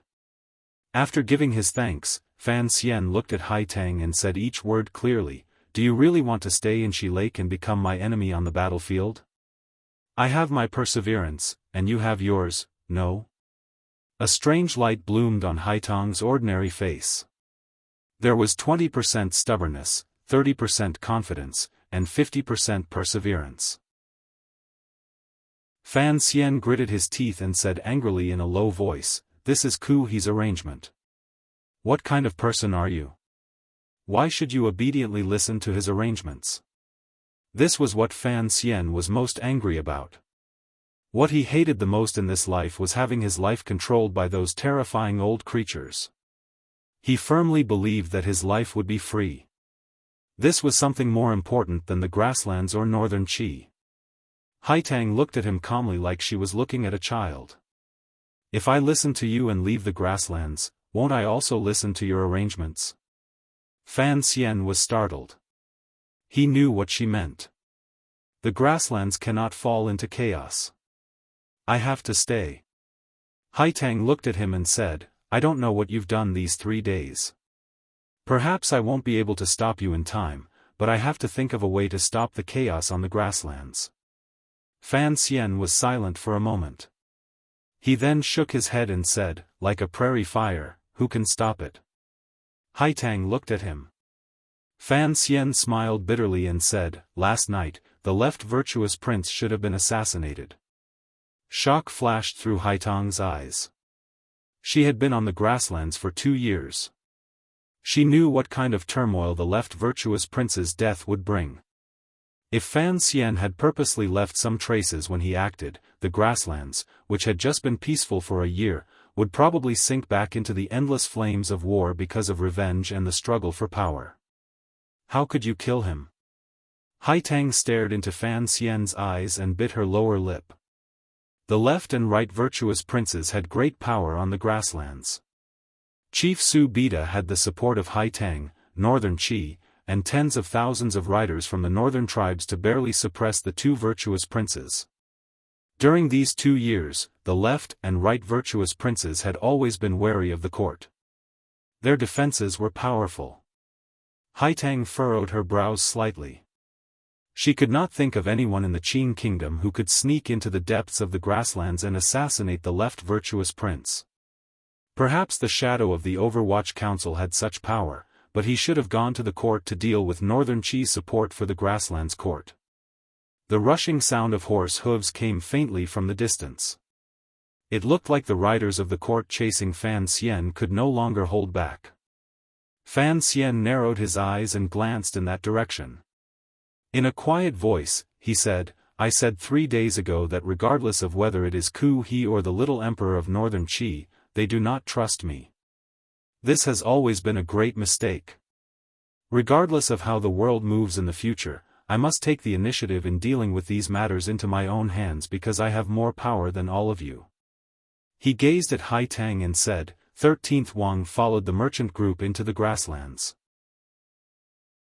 "When I stayed behind to wait for you, he followed the left virtuous prince's subordinates back from the court. I believe in his courage and power. If even the fiercest warrior in the world cannot kill the left virtuous prince, then I can only say that my luck is not good." Come back with me. Haitang was silent. Fan Xian shook his head self-mockingly and helplessly. He then whistled toward the endless darkness behind him. The sound of hooves gradually rang out in the depths of the grasslands, like a herd of wild horses running freely. Chapter 608. A smear of white appeared on the horizon. The sun was still rubbing his eyes and did not open them. The faint morning light enveloped the grasslands but did not brighten people's vision. After last night's revelry, the people of the small tribe were still drunk and sleepy. They should not have felt the call of the morning sun. Gradually, a faint sound rang out from the tribe's curtains. It seemed that many people had woken up. What woke the people of the tribe was not the rising sun. Rather, it was the thunderous roar of orderly horse hooves from behind the tribe, as well as a mass of chaotic horse hooves in front of the tribe. From all directions, it seemed that countless riders were closing in. In the morning light, Fan Xian's expression was calm. He glanced at Haitang one last time and picked up the knife she had given to Yoshiko from beside his feet. Solemnly, he put it into his clothes. Goodbye. I hope I don't have to wait another 3 years, Fan Xian said seriously to Haitang. There were a few streaks of blood at the side of Haitang's lips. She looked very pitiful, but the arrangements on the grasslands had already begun to move. The chief of the court had already sent troops to catch up. If she wanted to escape, she could only take advantage of this moment to leave. Haitang didn't know how he was going to leave because the sound of horse hooves came from all directions. It seemed that the court's riders had already surrounded the grasslands. She glanced at him with a complicated gaze. This gaze was like a heavy hammer that struck Fan Xian's body. It made his body drift diagonally toward the meadow behind him. He drifted easily and joyfully, but it was also gloomy and enchanting. He didn't see how his toes pushed against the ground, but it was as if a thin rope had been tied around his waist. Like a kite, Fan Xian drifted backward and gradually increased in speed. He became a blurry figure in the morning light, gradually moving further and further away. He gradually became smaller and merged into a large cloud of dust coming from the tribe's front left. The cloud of dust looked like a herd of free wild horses running amok on the grasslands. Beside the herd of horses, there were a dozen grassland men holding lassos. It was as if they had followed this herd of wild horses for a number of days and nights, waiting to catch the leader in one fell swoop. Haitang watched this scene calmly. She knew that this herd of wild horses was just an illusion. It must have been a group Fan Xian had arranged to receive her. Seeing Fan Xian float away without stirring up any dust, she knew that after not seeing him for 3 years, her young friend from the southern court had already successfully merged the heart of Tianyi Dao with the tyrannical Zhenqi in his body. He stood firmly at the peak of the 9th level and was about to touch the limits of humans. No wonder he was so confident that he dared to enter the grasslands and launch an attack on the royal court and the left virtuous prince's tent in the dark. With such a realm, unless a great grandmaster reappeared on the grasslands, who could defeat him? Chief Su Bida had endured for 3 days and had reached his limit. At this moment, he had finally closed the encirclement. Even if Fan Xian had arranged for a group of horses to receive him, could he escape the pursuit of thousands of court riders on the vast grasslands? Haitang's eyes narrowed. A glimmer of worry rose in her heart. If a 9th-level ace faced an enemy head-on, it would be difficult for them to lose. After all, the two of them were still an immeasurable distance away from the realm of a great grandmaster. If they were to face thousands of soldiers and horses, how could they survive? In the distance, Fan Xian's figure had already landed among the wild horses. Strangely, the wild and free-loving wild horses, which looked like they would not settle down, did not reject Fan Xian's entry. When Fan Xian sat on the leading horse, the vicious leading horse only shook its neck helplessly. It did not think of throwing him off. The hurried sound of horse hooves swept past Haitang's side. It carried the sound of the wind, grass, and an indomitable aura. The valiant riders of the Western Hu court did not slow down at all. They swept across the meadow toward the wild horse herd in the distance. The wind swept past her body, causing the leather robe on Haitang's body to flutter. She wiped away the blood at the side of her lips and lowered her head silently. A fine horse neighed and stopped from its extraordinary speed. The Hu tribe noble on the horse used the inertia to turn and rise. With a thud, he landed beside Haitang. His feet were as steady as a mountain, revealing his exquisite riding skills. The person who had come was the master of the grasslands, Chief Su Bida. He glanced at Haitang. Anger and embarrassment gradually rose in his eyes. Injured? Haitang nodded and smiled with some difficulty. The Qing Kingdom's Fan Xian? Chief Su Bida was tall. His features were firm, and the light in his eyes shone. He looked in the distance at the figure galloping southeast with the wild horse herd and asked in a quiet voice.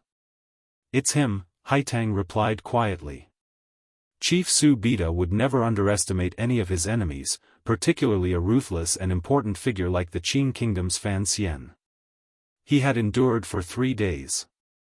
In reality, he had prepared for 3 days. He had gathered the Hu tribe soldiers on this grasslands. He had to keep this powerful Qing official on the grasslands. Since the other party dared to enter deep into the grasslands, get close to the court, and challenge his dignity, Chief Su Bida would use the most direct method to express his anger. The court had made ample preparations.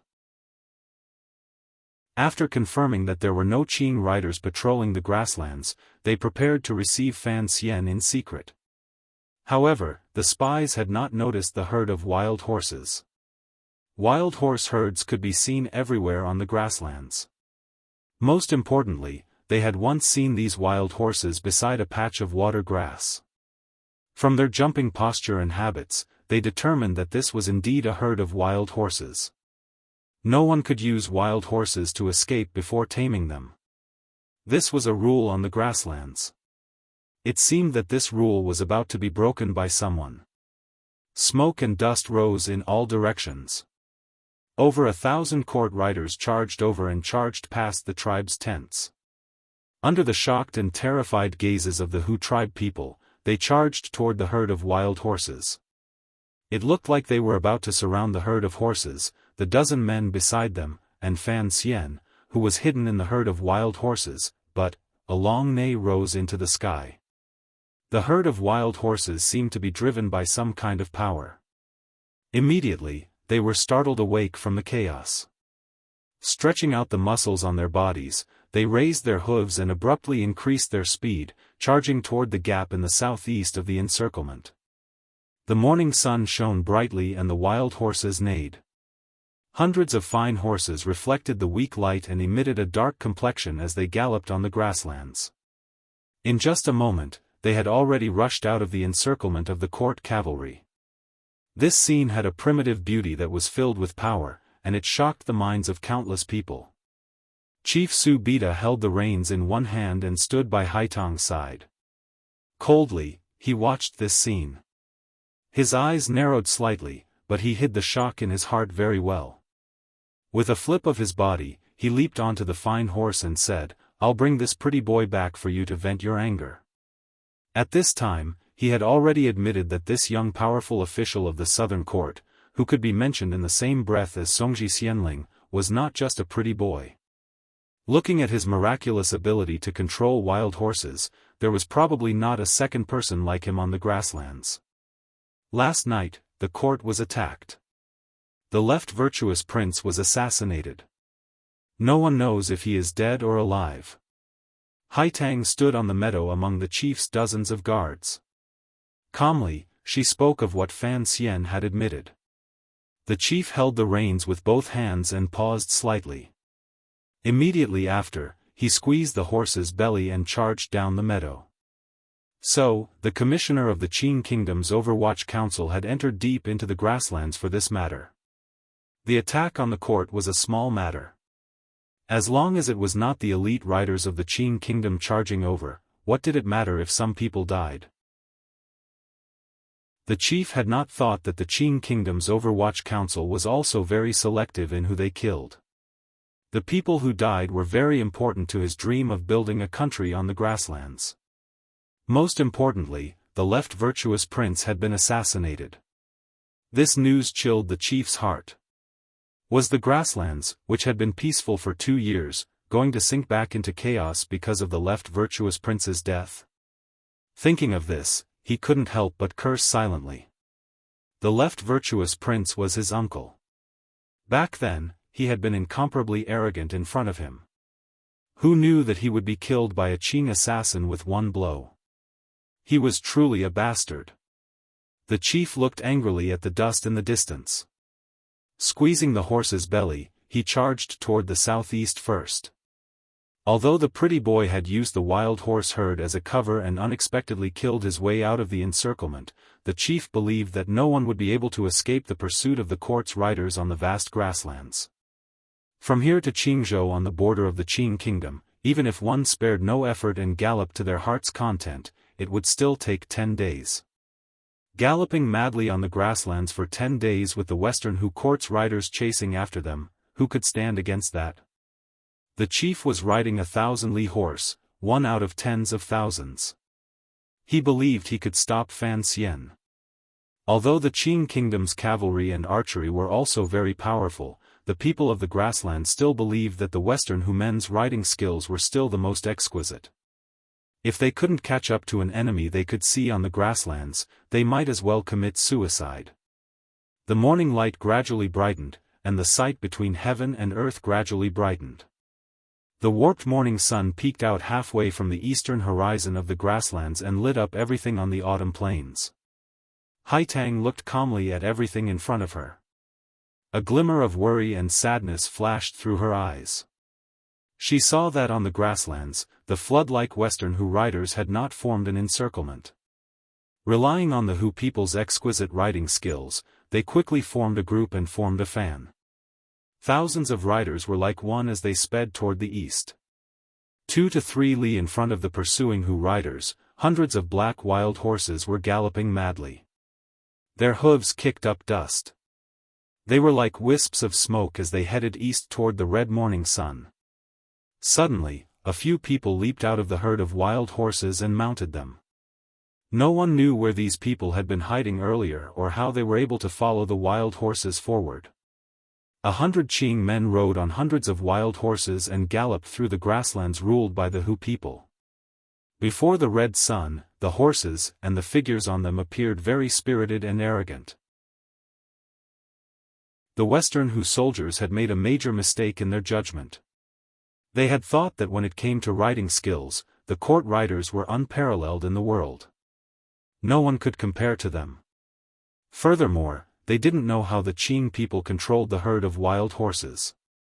Although the wild horses were powerful, they were not as obedient and durable as war horses. Thus, they thought that on this expansive grasslands, they would need at most half a day's time to catch up to the Qing people galloping toward the sun. Chief Su Bida also thought this way. He was even thinking about whether or not he should first kill the powerful Qing official called Fan Xian with arrows after he surrounded the Qing people and not give Princess Songji any chance to plead for mercy. However, everything developed differently from the judgment of the Western Hu court riders.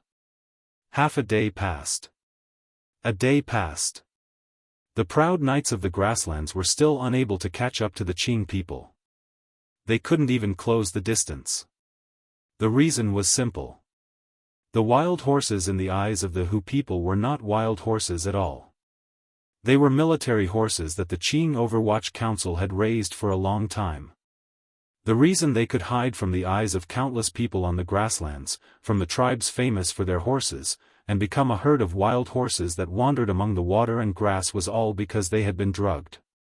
A drug mixed with ephedrine made the Overwatch Council's military horses appear more active, wilder, and free-spirited than normal horses.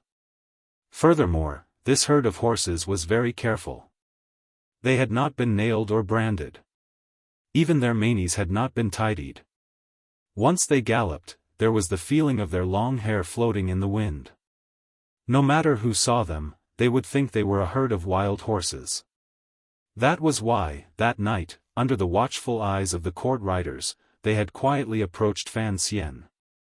Fan Xian held the reins with one hand and lowered his head to the horse, carefully feeling the condition of the horse. There were 100 subordinates receiving him. Other than a dozen elites disguised as men on horses, the rest of the people had relied on their superb riding skills to hide among the herd of horses. They had experimented many times. The effect of the ephedrine on horses was not as great on humans as it was on horses. It was not to the extent that these warhorses would not listen to orders. For the pursuing soldiers of the court, the speed of these horses galloping was terrifying.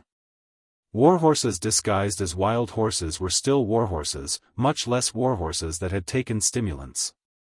Fan Xian knew that the stimulants would not last long, but he didn't need too long. 100 people took turns riding hundreds of horses, giving the warhorses enough time to rest and recover. If they still let the people of the chief's court catch up, Fan Xian might as well cut his own neck and be done with it. A good horse needed someone to ride it. This was the second mistake the pursuing soldiers made in their judgment. They always thought that no one in the world had better riding skills than them and was more valiant in long-range attacks. They had forgotten a name. The Black Knights. The Qing Kingdom's riders had always been powerful. Other than armor and protective gear, they were not much weaker than the riders of the Western Hu. The Black Knights were the elite of the Qing Kingdom's riders. Under Chen Pingping's careful selection and training, the quality of the individual soldiers was truly shocking. In particular, the Black Knights had the most illustrious battle history in the world when it came to long-distance attacks that the Western Hu people were so proud of. Back then, the Qing Kingdom had suffered a crushing defeat on the northern expedition. The Qing Emperor had been trapped in barren mountains and unruly rivers. Chen Pingping had heard the news and led the Black Knights to rescue him. Within 6 days, they had advanced 1,000 li on the battlefield and saved the Qing Emperor, who was still the crown prince at the time. Another year, Chen Pingping personally led the Black Knights deep into the territory of the Wei Kingdom and captured the ambitious and ruthless Xiaofan alive. Before the Wei Kingdom's military could react, they retreated like lightning back into the territory of the Kingdom of Qing. In and out, they traveled thousands of li over mountains and rivers. History had long proven that the Black Knight's ability to launch a 1,000 li surprise attack was the strongest in the world. The Overwatch Council's Black Knights were famous for their 1,000 li surprise attacks. After they became a system, they practiced this kind of situation most often. They put a lot of effort into maintaining the medicinal strength of the warhorses. They advanced like fire and wind and retreated like water and clouds. In a flash, they disappeared from the battlefield. Advance was the best in the world. Quick retreat was also the best in the world. How could the elite riders of the Western Hu court catch up to this group of sudden assassins that moved like birds? The autumn wind on the grasslands hit Fan Xian's face. He narrowed his eyes and glanced at Jing Gu beside him. Looking at the silver mask on his face, he couldn't help but smile. If he didn't have absolute confidence in his subordinates, how could he take such a risk and enter deep into the grasslands court, the heart of Shihu, draw out the chief of Haitang, and lay down those 2 big bombs? On the 3rd day of the chase, the riders of the court finally discovered something strange. They had not slowed down at all. The grassland horses beneath them were already exhausted, but they still could not catch up. Furthermore, the daring Qing people who had entered deep into the grasslands seemed to still have energy to spare. It was as if they could let their horses go at any moment. They were only forcefully suppressing their speed to lure the riders of the court behind them. Hearing the Dandan's alert and tired report, a glimmer of coldness flashed across Chief Su Bida's travel-stained face. He was actually the first person to discover the problem. He could feel that there was something wrong with the group of strange and even magical wild horses in front of him. Although the court's eagles were circling above, there were no large tribes on the grasslands toward Qingzhou that could stop them. The chief could not do anything. The news of the left virtuous prince's assassination had already been confirmed. The chief knew what he should do. Once the entire grasslands learned of this news, they would turn their suspicious gazes toward him or the right virtuous prince. The men under the left virtuous prince's tent would certainly already be clamoring for revenge for the left virtuous prince. In order to stabilize the court's position, Chief Su Bida should immediately pull on the reins and return to give the left virtuous prince an explanation. The longer he left, the more suspicious the left virtuous prince's tent would become of him. Chief Su Bida was not afraid of the revenge of the left virtuous prince's subordinates. If he wanted to become the true ruler of the grasslands, he had to prevent bloody internal strife from happening. He believed in Princess Songji's words. Establishing a country on the grasslands could not only rely on blood and iron killing to succeed. However, he was not satisfied. The speed of the horse under the chief slowed down. Looking into the distance, the herd of wild horses that seemed to never feel tired, he sighed in the depths of his heart. He was unusually dissatisfied. All of the court riders stopped and turned their gazes toward the great chief. They didn't know what to do next. Should they continue this futile chase or go back? They all knew that the grasslands seemed to be a bit chaotic. If they just went back like this and watched as the Qing people came to the grasslands to strut around, they were truly dissatisfied. Chief Su Bida was also dissatisfied. As the master of the grasslands, sometimes he had to suppress the anger in his heart and choose the most correct path from the perspective of profit. He waved his hand gloomily, indicating for the court riders to turn their horses around and prepare to return to the court. At this moment, a burning anger suddenly rose in his eyes. The moment the Western Hu riders stopped their pursuit, the deserters in front of them also stopped. They stopped on the shallow meadow and looked back as if they were waiting for them. What kind of humiliation was this? The chief gritted his teeth and narrowed his eyes. A moment later, the expression on his face relaxed. Coldly, he said, "Go back. They won't fall for it." Jingge glanced at the commissioner, whose head was covered in sand, and said, "Looks like they won't chase anymore." Fan Xian spat out the sand in his mouth and furrowed his brows. His mood relaxed slightly. The situation at hand appeared to be easy for him and the deserters. Only they, who were being chased, could feel the terror of the Hu riders. The elite riders of the Western Hu court truly gave the Black Knights a great deal of pressure. Just in terms of speed, the Western Hu riders were indeed the most powerful in the world. They were far more powerful than the riders of the Wei Kingdom in the past. The Black Knights appeared to be running freely, but in reality, they were in a sorry state. If the court riders could hold out for another 2 days and wait for the medicinal power of the Black Knights' warhorses to gradually wear off, Fan Xian would probably be in deep trouble. The reason Fan Xian had not had the Black Knights run wildly was because he wanted to put on a confident appearance and strike at the confidence of the chief's court riders. Looking at it now, this plan seemed to be working. Furthermore, Fan Xian knew that a person as ambitious as the Western Hu chief would not let anger get to his head and only care about chasing him. He would not care about the chaos in the court or the uprising on the grasslands that the left virtuous prince could cause. A few li behind them, the court riders gradually organized and retreated. Chief Su Bida fell at the very back. The setting sun shone on the light armor on his body and reflected a faint light. He still looked as cold as ever. Fan Xian spat out the last bit of sand in his mouth and said, "Presumably, I left a deep impression on him this time. When we fight again on the grasslands, he will certainly not carelessly fight in the open. Scaring him off is good." Jingge glanced at him and said, "However, the Crown Prince has set up an ambush at the mouth of Hong Mountain for a dozen days and still hasn't seen the chief arrive. I'm afraid he will be disappointed. Please, this is the master of the grasslands." Fan Xian narrowed his eyes and looked at the figure of the chief standing alone on the grasslands in the distance. He grinned and said, "How could he be so easily killed by my schemes?" Some people suggested pushing down Haitang and taking her home, thus solving half of the Western Hu problem. However, it did not seem very good. The 10,000 iron riders that the Ka-Erna court could influence were still on the grasslands. Fan Xian could not take them back to the Qing kingdom. Most importantly, if Fan Xian dared to force his way through, he would probably spend the rest of his life being hacked at by Hai Tang with a knife, shivering, and being hacked at by a top ace every day. This kind of life was truly terrifying. Frankly speaking, if she was not willing, Fan Xian would not do it. Basic respect was still necessary. Chapter 609. The two sides were separated by a great distance, but they could clearly see each other's expressions. Fan Xian narrowed his eyes and confirmed the other party had left. He couldn't help but shake his head.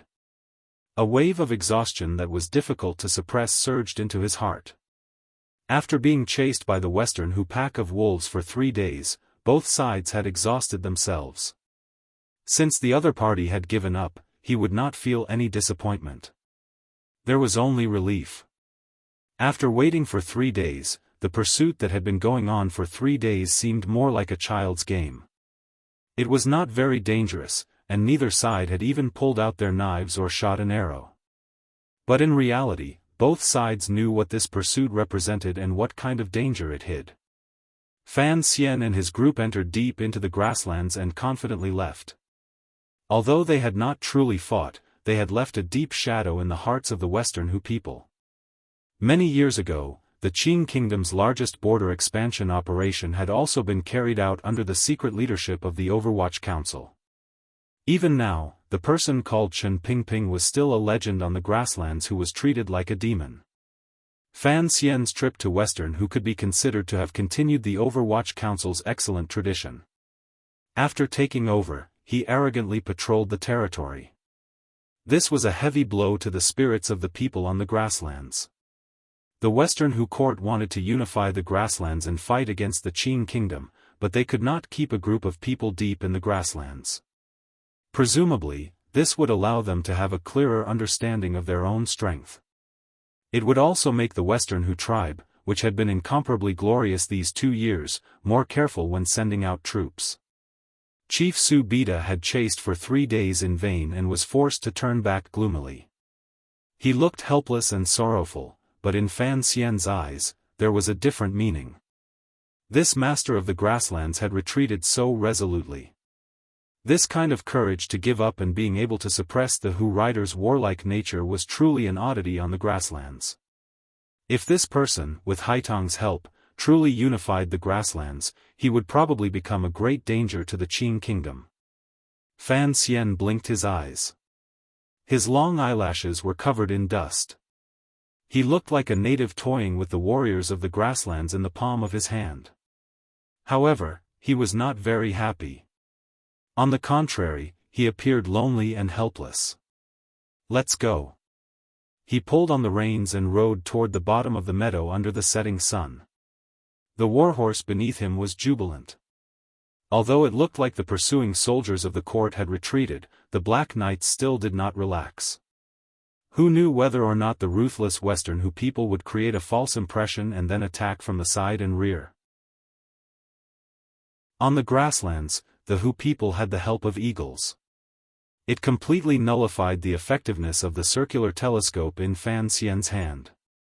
Because of this, the group of people who had escaped from the grasslands still did not dare to slow down. They forcefully supported their exhausted bodies and urged their warhorses, which were soaked in medicinal sweat, to gallop towards the east. It was not until 7 days later that the group entered the entrance of Hong Mountain that they were truly relieved. Red Mountain was a very strange terrain in the eastern part of the grassland. It was formed by natural piles of earth and stone. After thousands of years of north wind, it had been cut into isolated mountain peaks. The mountain peaks were all crimson red. They looked as shocking and murderous as the imperial calligraphy in the imperial study. The path to enter the pass was at the bottom of these red mountains. It was a winding path that resembled sheep intestines. Fan Xian walked at the front of the group and accepted the leather pouch Jing Gu handed him. He drank a mouthful of water to moisten his sore throat. In a raspy voice, he said, "After finishing things here, I'll have to lie in bed for 2 months when I return to the capital." A rustling sound came from the Red Mountain. It seemed that someone had stepped on the sand and stones on the mountain. Jing Gu couldn't help furrowing his brows. Fan Xian knew what he was thinking and laughed loudly. However, because of his throat, the laughter was particularly unpleasant to hear. The Qing Kingdom's Western Expedition Army lying in ambush at the mouth of Hong Mountain looked extremely tired to have allowed their group to catch such an obvious sound. The sound of horse hooves rang out from the valley ahead. The dust-covered Crown Prince Li Hongqing led the Dingzhou army over to welcome them. Li Hongqing squeezed his horse's belly and came to Fan Xian's side. Looking at Fan Xian's wretched appearance, he couldn't resist shaking his head and said, "I told you long ago, Su Bida is an ambitious and ruthless figure. How could he be tricked by you?" Fan Xian glanced at him and said, "At least I brought him out for 6 days. These 6 days are enough to do some things. Is there a need to be so careful just to kill the northern Qi people in the court?" Li Hongqing glanced at him disapprovingly. After confirming that the kid was unharmed, he relaxed and continued, "Did you fight with the Western Hu people?" "No, I just moved my feet." The two groups met together. Their power immediately increased. In a moment, they had left the mouth of Hong Mountain, which contained thousands of years of wind and sand. In order to hide the news and prevent anyone from reporting it to the Western Hu court, there were 8,000 Qing elite soldiers lying in ambush at the mouth of Hong Mountain. They were all close relatives of the general's manor, as well as frontline soldiers in Qingzhou. They had not gone through Dingzhou to make any large movements. "We've waited here for 7 days and haven't seen anything. Shouldn't the Overwatch Council give us an explanation?" Li Hongqing pressed his blistered lips together. "Forget it." Fan Xian gently squeezed his horse's belly. There wasn't a spot on his body that wasn't sore. He glared at him and thought to himself that the ambush at the mouth of Hong Mountain was just a preparation. Who could say for sure how strong the chief's jealousy was? Furthermore, this place was still a few days away from Qingzhou. Instead of rushing back, they were still arguing endlessly. It was truly a very risky thing to do. What he was concerned about was the situation inside Dingzhou. Have they acted? I left before they acted. The governor's manor is cooperating with your subordinates. I've given military orders, so don't worry, Li Hongqing looked at him and said. Although I don't know the specifics, there have been reports coming in over the past few days. The operation should be going smoothly. The northern Qi spies in Dingzhou have basically all been pulled out by your subordinates. Fan Xian nodded and didn't say anything more. After this battle, the grasslands once again sank into chaos. Most importantly, one Overwatch Council had entered the grasslands while the other was scattered in Shiliang Road. They had successfully wiped out all of the spies the Northern Qi Emperor had buried on this vast battlefield. The ruthless methods coup he had used before his death, the excellent situation that the Northern Qi Emperor and Haitang had used 2 years to construct, had turned into a bubble because of his even more ruthless and shameless response.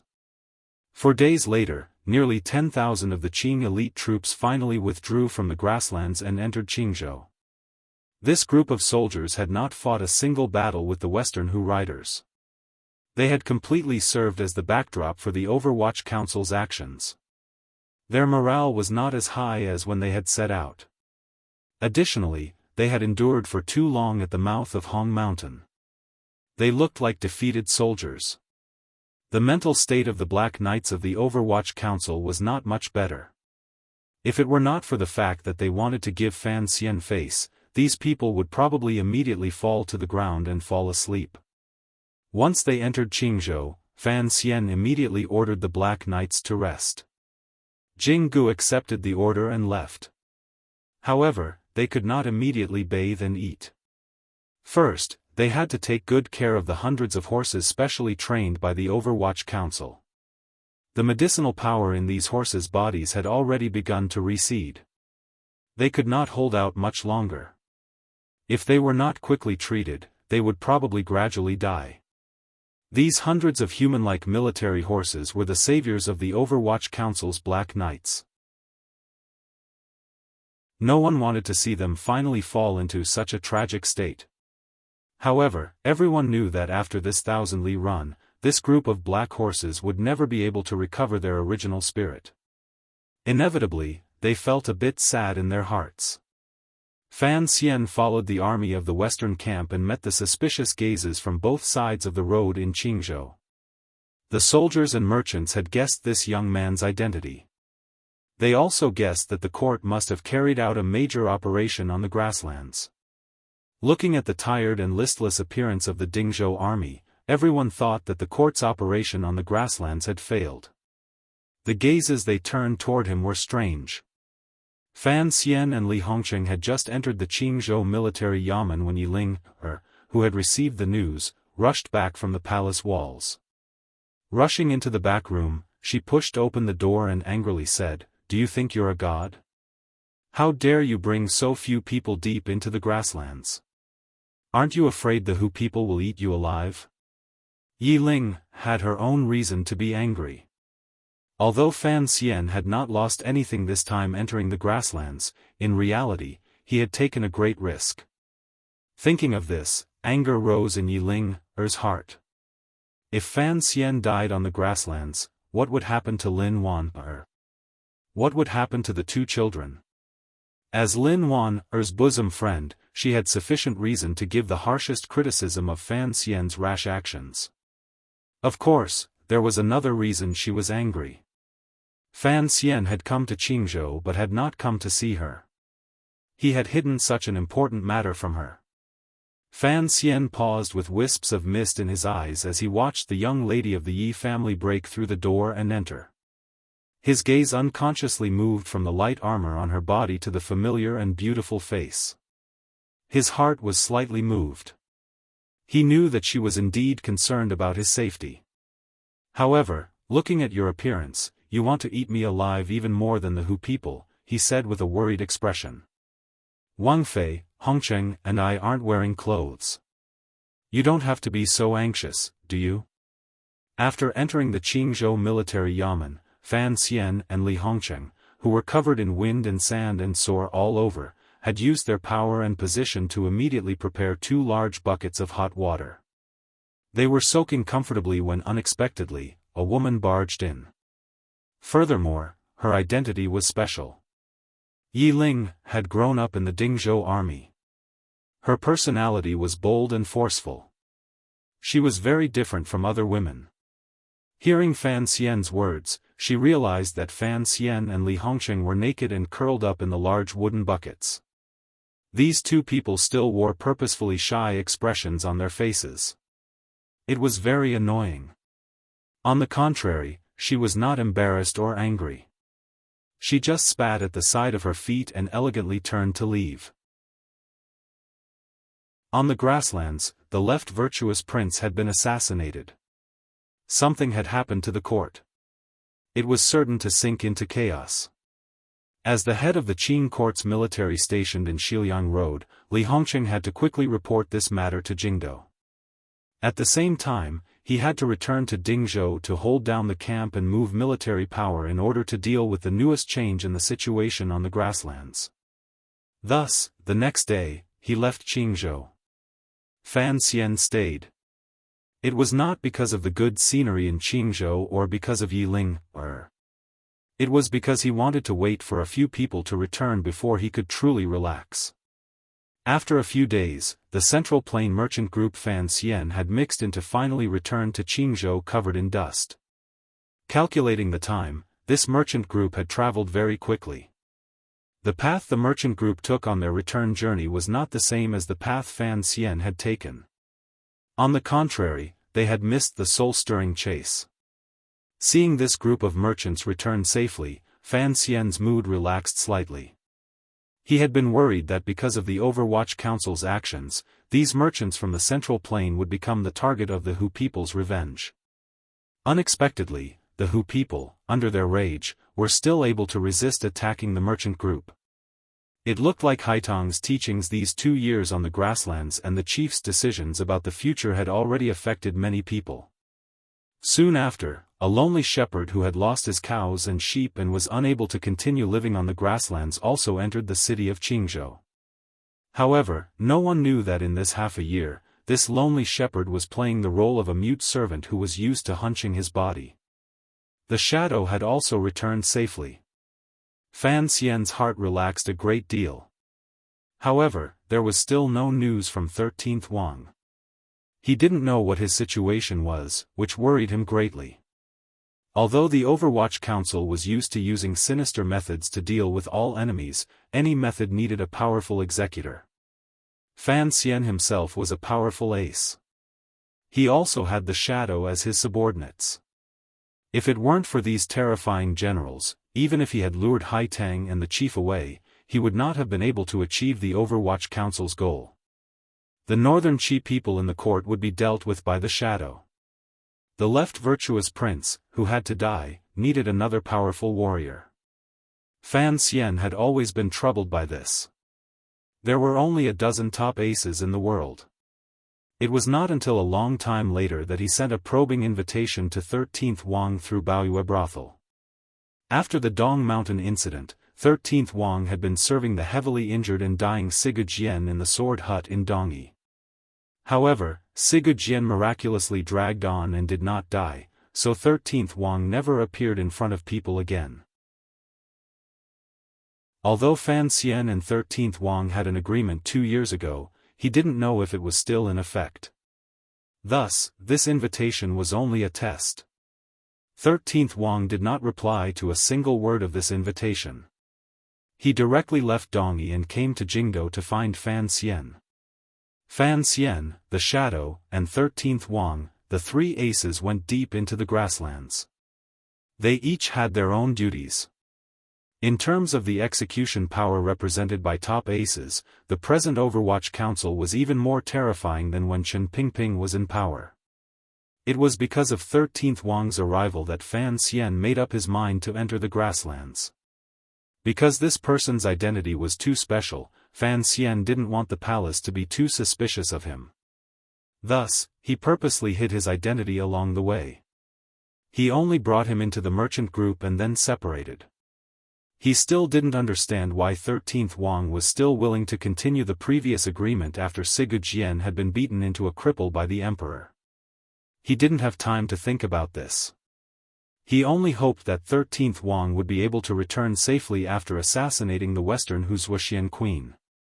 After a few days, Fan Xian finally received the news he had been waiting for. More accurately speaking, everyone knew of 13th Wang's return. Unlike the shadow's quiet return, the return of this 13th disciple of the sword hut startled the entire Qingzhou. That day, the scorching sun hung high in the sky, shining down on Qingzhou city, causing the biting cold autumn wind to completely lose its temper. The green bricks at the city gates seemed to be about to emit smoke, and just like that, a bloody man walked through the city gates of Qingzhou city. The soldiers of Qingzhou looked warily at the bloody man. Holding long spears in their hands, they surrounded him. Enveloped by the coldness and murderous intent emanating from the bloody man's body, fear grew in their hearts. The man wore a Hu people's fur jacket. If the leather jacket with more than 30 cuts could still be considered a leather jacket, endless amounts of fresh blood seeped out of the holes in the leather jacket. It solidified, spread, and covered his entire body. No one knew how long the bloody man had walked on the grasslands. The bloody wounds had already begun to fester. Flies and mosquitoes danced around his body. It looked strangely wretched. The Qingzhou guards didn't know who this person was.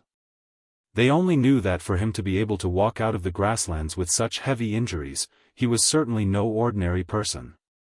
The man opened his eyes. His lips were covered in bloody blisters. To the soldiers surrounding him, he said, "Tell Fan Xian that I have done what I promised him." Receiving the news, Fan Xian rushed over and supported him. Looking at the wounds on his body, his heart was filled with a chill. He was responsible for luring out the chief and Hai Tang for the operation on the grasslands. In the end, Hai Tang would not kill him. Furthermore, the the shadow had acted silently and did not take much risk. The truly difficult part was 13th Wang assassinating the left virtuous prince. Fan Xian didn't know how 13th Wang had killed the powerful left virtuous prince in the Endless Who camp. He only knew that what he had promised him had been completed perfectly. He carried the unconscious 13th Wang back to the military yamen. With a silent expression, he began to treat this fierce warrior. Yi Ling handed him needles and knives behind him. Her face was full of shock and curiosity. She wondered who this Overwatch Council official who had been cut more than 30 times was. How could he survive like this? Chapter 610. For some reason, from the first time 13th Wang appeared on that snowy night, he had trusted Fan Xian greatly. Otherwise, he would not be sleeping like a baby in the room right now. Fan Xian stared in a daze at the unconscious young man on the bed and scratched his head. He couldn't find a suitable word to describe his current emotions. In the basin was a blood-soaked cloth. The bright red gave off a faint stench. In order to remove the leather jacket from 13th Wang's body, Fan Xian had expended a great deal of effort. The blood on the inside and outside of the jacket had long congealed and mixed with the wind and sand on the grasslands. Like glue, it stuck firmly to 13th Wang's body. He fed 13th Wang some medicine, pried open the already sealed wounds, squeezed out the pus inside, and re-stitched a number of wounds that had opened on the way here. After doing all this, Fan Xian was completely exhausted. Weakly, he sat on the side of the bed and stared at this man in a daze. Although he had taken the anesthetic and sunk into the deepest of unconsciousness, the pain in his body still made 13th Wang furrow his brows. This last disciple of the Dongyi sword hut had a delicate and pretty face, particularly his brows, which were furrowed particularly nicely. He was like a philosopher's statue contemplating the problems of life. Fan Xian shook his head and threw the scissors and needles in his hands into the basin. He stretched. In the process of saving people, he had counted carefully. There were 38 wounds on 13th Wang's body. They were all knife wounds, and they were all concentrated in the front half of his torso. There were many stories in the military camp about how the wounds were all in the front of the body. 13th Wang used his bravery and valiance to perfectly prove these stories. He had faced countless knives alone and charged out head-on. Fan Xian stared at him in a daze. Although he hadn't personally seen 13th Wang assassinate the left virtuous prince or the scene of killing when he charged out of the continuous Hu camp, each of these wretched knife wounds seemed to tell of what had happened a dozen days ago on the grasslands. When was the last time he had a comrade covered in wounds? It should have been in Shangjing in northern Qi. When he ripped open the young master's white robe, Fan Xian looked at 13th Wang on the bed and couldn't help but have the illusion that he and Yan Bingyun were the same person. However, 13th Wang's injuries were more serious than Yan Bingyun's. Furthermore, Fan Xian knew that the relationship between these two people and him was very different. Yan Bingyun was his subordinate and his arm, but he was also a loyal official of the Qing kingdom. 13th Wang had relied on him 2 years ago because of the interests of Dongyi. He narrowed his eyes and looked at the unconscious 13th Wang. He did not understand. Was something like a promise really so important to some people in this world? Even more important than his own life? Fan Xian furrowed his brows. The unconscious 13th Wang also furrowed his brows. Both of them were good-looking. However, 13th Wang was less stern than Fan Xian and more amiable. In his coma, there was a natural childishness. Both of them furrowed their brows at the same time. It was a wonderful sight. The sound of water being poured came from outside the room. Yi Ling filled a basin of hot water and walked back into the room. She wet a towel and then sat down on the side of the bed. Carefully, she helped 13th Wang wipe away the blood on his body. However, there were too many wounds on his body. She couldn't find a place to start for a long time. 38 cuts. Yi Ling bit her lower lip. It was as if she was feeling pain for this unknown Overwatch Council official. I don't know what you had him do in the grasslands for him to come back alive with such serious injuries. Earlier, when she was helping Fan Xian, Yi Ling was truly stunned. She was shocked by Fan Xian's superb medical skills. She was also shocked by the injuries of the person on the bed. Startled by Yi Ling's words, Fan Xian shook himself out of his thoughts. Pulling up the corners of his lips, he smiled helplessly. He is not an official of the Overwatch Council. Yi Ling glanced at him and didn't say anything. In reality, she had already guessed that the identity of the person lying on the bed was certainly not ordinary. Otherwise, Fan Xian would not have temporarily sealed off news of this person and had to trouble such a noble Wang Fei to personally help him. Fan Xian snatched the wet towel from her hand and wiped the sweat from his forehead. He is 13th Wang, a person from Dongyi. He is 13th Wang. Yi Ling's eyes immediately lit up. She sighed and said, "No wonder he is so brave." Fan Xian asked, "You've heard of him?" Yi Ling nodded and said, "Don't have the extravagant hope of being able to hide news of him. In less than 2 days, the Emperor will know that he has interfered on the grasslands. You should think carefully about how to explain it." Fan Xian smiled bitterly. He wasn't afraid of explaining to the Emperor. In the end, which side Dongyi would fall to, it was still Sigu Jinqian's words before his death. If he and 13th Wang improved their relationship, presumably the Emperor would not be too angry. He was just curious as to why Yi Ling appeared to be so familiar with 13th Wang. Although not many people know that he was once your subordinate for more than half a year, many people in the military know that the Overwatch Council once had a powerful figure. Yi Ling seemed to have thought of something. Her expression dimmed. That year, there was a rebellion at Dong Mountain.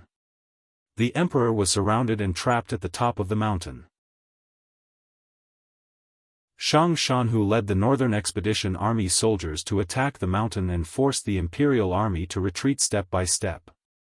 If it weren't for 13th Wang bravely holding the pass, the mountain would probably have been broken through long ago. I heard that he later blocked a blow from Granduncle. Yi Ling shrugged. That day, this person left a deep impression on the Imperial Army. Everyone admired him greatly. After talking about him a lot these 2 years, he became famous. Yi Ling's granduncle was the great grandmaster Yi Luyun, who had disappeared without a trace after the Dong Mountain incident. Hearing these words, Fan Xian paused. He turned his head to glance at the unconscious 13th Wang and slowly said, "Given his brave and ferocious nature, if he was in the military, he would probably become a rarely seen fierce general." He didn't know that 2 years ago, the famous general of Northern Qi, Shang Shanhu, had such an evaluation of 13th Wang at the mountain gate. After a few days, 13th Wang woke up. No one knew what kind of power this young disciple of the Sword Hut had in his body for his injuries to heal quickly. On the day he woke up, Fan Xian suppressed the joy in his heart and asked straightforwardly, "You are the future of Dongyi. What exactly are you planning by working so hard for me?" 13th Wang had left Dongyi and returned to Fan Xian's side because of the promise in the snowy night, but it was not just because of this promise. He was silent for a moment. On his pale face, his brows, which were as thick as swords, appeared particularly frightening. After a long time, he slowly said, "Teacher can't hold on much longer." Fan Xian was silent. Sigu Jian's death was something everyone had expected. In everyone's hearts, this great grandmaster of Dongyi should have died 2 years ago. In the end, no one had thought that the most powerful idiot in the world would be able to drag on for 2 years until everyone was exhausted and embarrassed. It was to the point that everyone seemed to be hoping for his death. However, coming from 13th Wang's mouth, these words represented another meaning. Fan Xian knew that Sigu Jian did not have much time left. Dongyi had to immediately decide what path it was going to take in the future. 13th Wang entering Shiliang Road this time and performing such a great service for Fan Xian was also Sigujian's arrangement. Your teacher is a big idiot. I think it is very likely that you will inherit his legacy and become the second biggest idiot in the world. Fan Xian looked at 13th Wang's haggard face and coldly said, You and Haitang are both orphans. Why throw away your head and spill your hot blood to protect such meaningless words? 13th Wang smiled with some difficulty. He knew that while Fan Xian's words appeared mocking, they actually hid a glimmer of concern. He looked at Fan Xian and slowly said, If it is not to protect something, then why are you here? Fan Xian had nothing to say in response. 13th Wang finally said, Teacher wants to see you one last time before he dies. Fan Xian's heart jumped slightly. He immediately calmed down. Furrowing his brows in thought for a moment, he then shook his head and said, The Emperor will not let me accept the Dongyi matter. 13th Wang knew why he shook his head. Presently, Fan Xian was in charge of the Shiliang Road matter. If, in the future, even Dongyi was taken into the arms of the Qing kingdom through his hands, it would make things difficult for the Qing emperor. In order to prevent an imbalance between ruler and officials, the Qing emperor would probably not let Fan Xian handle the Dongyi matter. Don't think of things too rosy. 13th Wang coughed. His newly healed wound almost burst open again. The sword hut will open next spring. Teacher's intention is only to invite guests from various places to meet. Based on what 13th Wang said, Sigujian probably didn't have many days left to live. The opening of the sword hut in the spring of the 10th year of the Qing calendar was perhaps the last time this sword saint would show his brilliance in the world. Fan Xian furrowed his brows and said, Guests from various places? Yes, 13th Wang replied. Including, guests from northern Qi.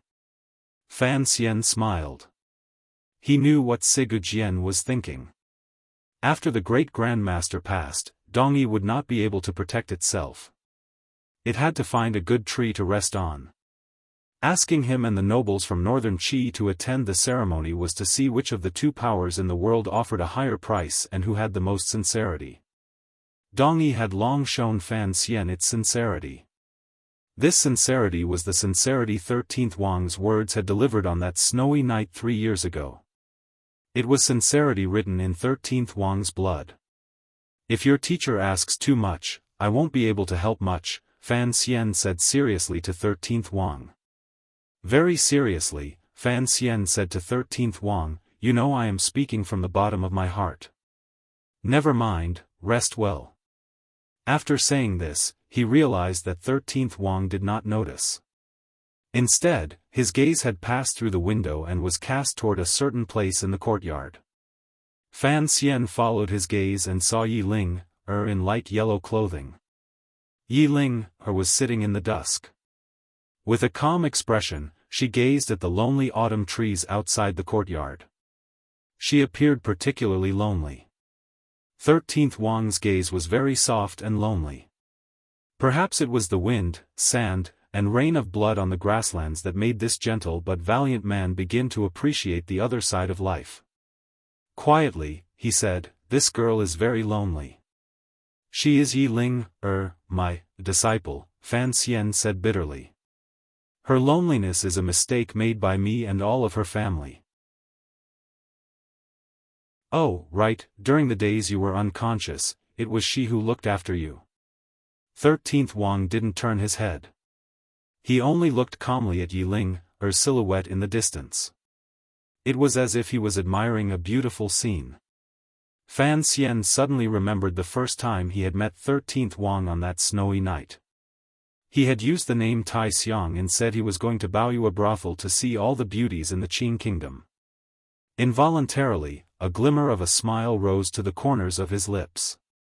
He thought of some phrases and people. You looked calmly out the window, and I looked at you silently. The curtain held both of us, savoring the gentle loneliness. Fan Xian slowly rubbed the string of beads on his wrist.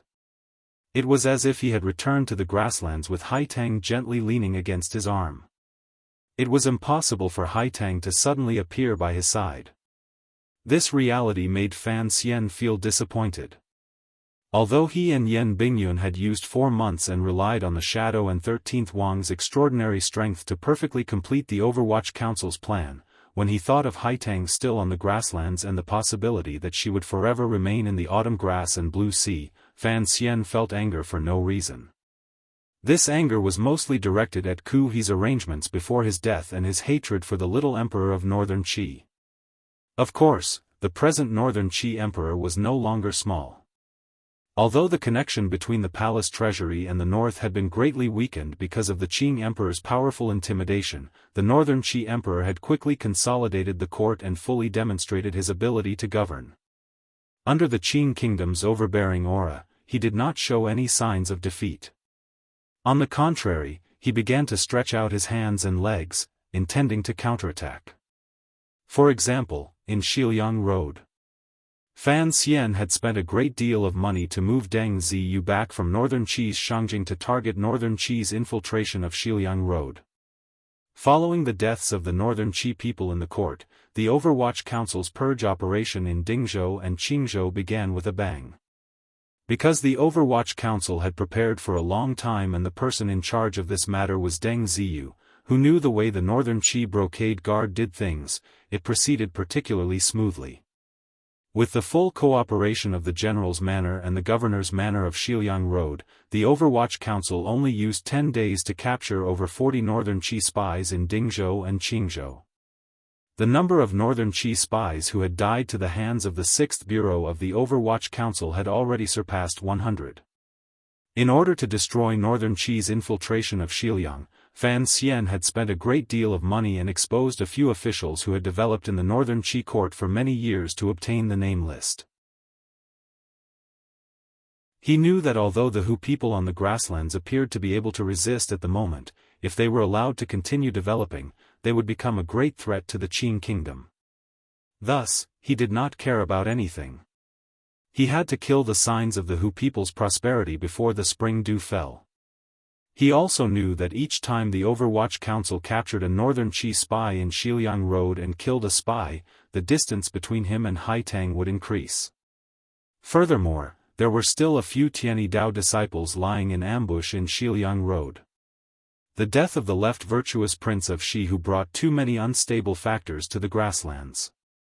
The hardliners, led by the foremost ace of the king's tent, Hu Gu, demanded that the chief of the court give an explanation for this matter. Without being conferred a title by the court, the left virtuous prince's tribe had elected the left virtuous prince's youngest son as the new left virtuous prince. At the same time, they raised the knife of revenge against the various powers on the grasslands. The biggest suspects for the left virtuous prince's death were, of course, the chief of the court and the right virtuous prince. Although the court had once said that the Qing kingdom's Overwatch Council had secretly done this, not many people believed it. Furthermore, Hu Gu was still picking fights internally. In order to stabilize the situation on the grasslands, Chief Su Bida was forced to acknowledge the new left virtuous prince's position. He sent envoys to pacify them and guarantee that they would give the left virtuous prince's subordinates a satisfactory explanation. What was a satisfactory explanation? It was the head of the murderer and the massacre of the murderer's tribe. The problem was that the murderer had long escaped. No one knew which tribe he was from. Thus, the grasslands were in turmoil. At any moment, there was the possibility of a big battle breaking out. Additionally, the court had, in a short half a month, suddenly lost all of their spies in Shiliang Road and became blind. For a moment, they were unable to respond. There were many troubles on the grasslands. However, these troubles needed Chief Su Bida and Haitang to resolve. As for Fan Xian, who had created these troubles, he was not unhappy at all. He just watched everything that happened on the grasslands with cold eyes from Qingzhou. According to his agreement with Hu Gu would completely lean toward the chief of the court next spring. After all, given Hu Ji's current strength, even if he had the full support of the left virtuous prince's subordinates, he would not be able to overthrow the position of the chief of the court. Since it was so, it was better to change sides. Presumably, Chief Su Bida would happily welcome the arrival of the power that Hu Ge belonged to. With the chief's support, in addition to the Qin kingdom's secret support, presumably, it wouldn't be long before Hu Ji's tribe would develop and grow. At that time, Chief Su Bida would truly have a headache. The grasslands would welcome a truly difficult time. Concerning this matter, Fan Xian had only made the beginning. He dug 2 shovels and threw down a seed. He then waited for the seed to germinate, grow, and take over the place where the grass grew. It had to be admitted that his 2 shovels, particularly the 1/13th Wang had swung down, had truly taken the lives of the Hu people. Fan Xian stayed in Qingzhou not just to watch the show on the grasslands. He also wanted to watch the show playing out in Qingzhou. However, before he could finish watching the show in Qingzhou, he received a secret report from Jingdou. This secret report from Baoyue brothel regarding the great prince made him angry. Faintly, he sighed, "The affairs of the world are difficult to predict. The affairs of the world are difficult to predict." The title of the chapter was a song by Do Wei. As for the monthly votes, I have already closed in to within 200 votes. It has been hard on everyone. It has been hard on me. Let's work hard together. Please continue to give me monthly votes.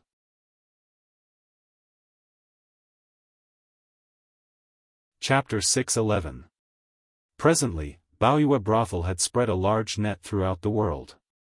Although all the powers knew that the largest brothel alliance in the world was the property of the Fan family, they had no way of controlling it. After all, this was proper business. Regardless of which country's laws, they could not control it. Baoyue brothel's conditions were good. They were polite and considerate to the girls in the building.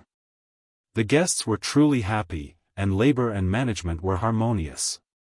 Furthermore, they had Fan Xian's power as a backer and Xia Mingji and Zhaoshang Money House as financial support.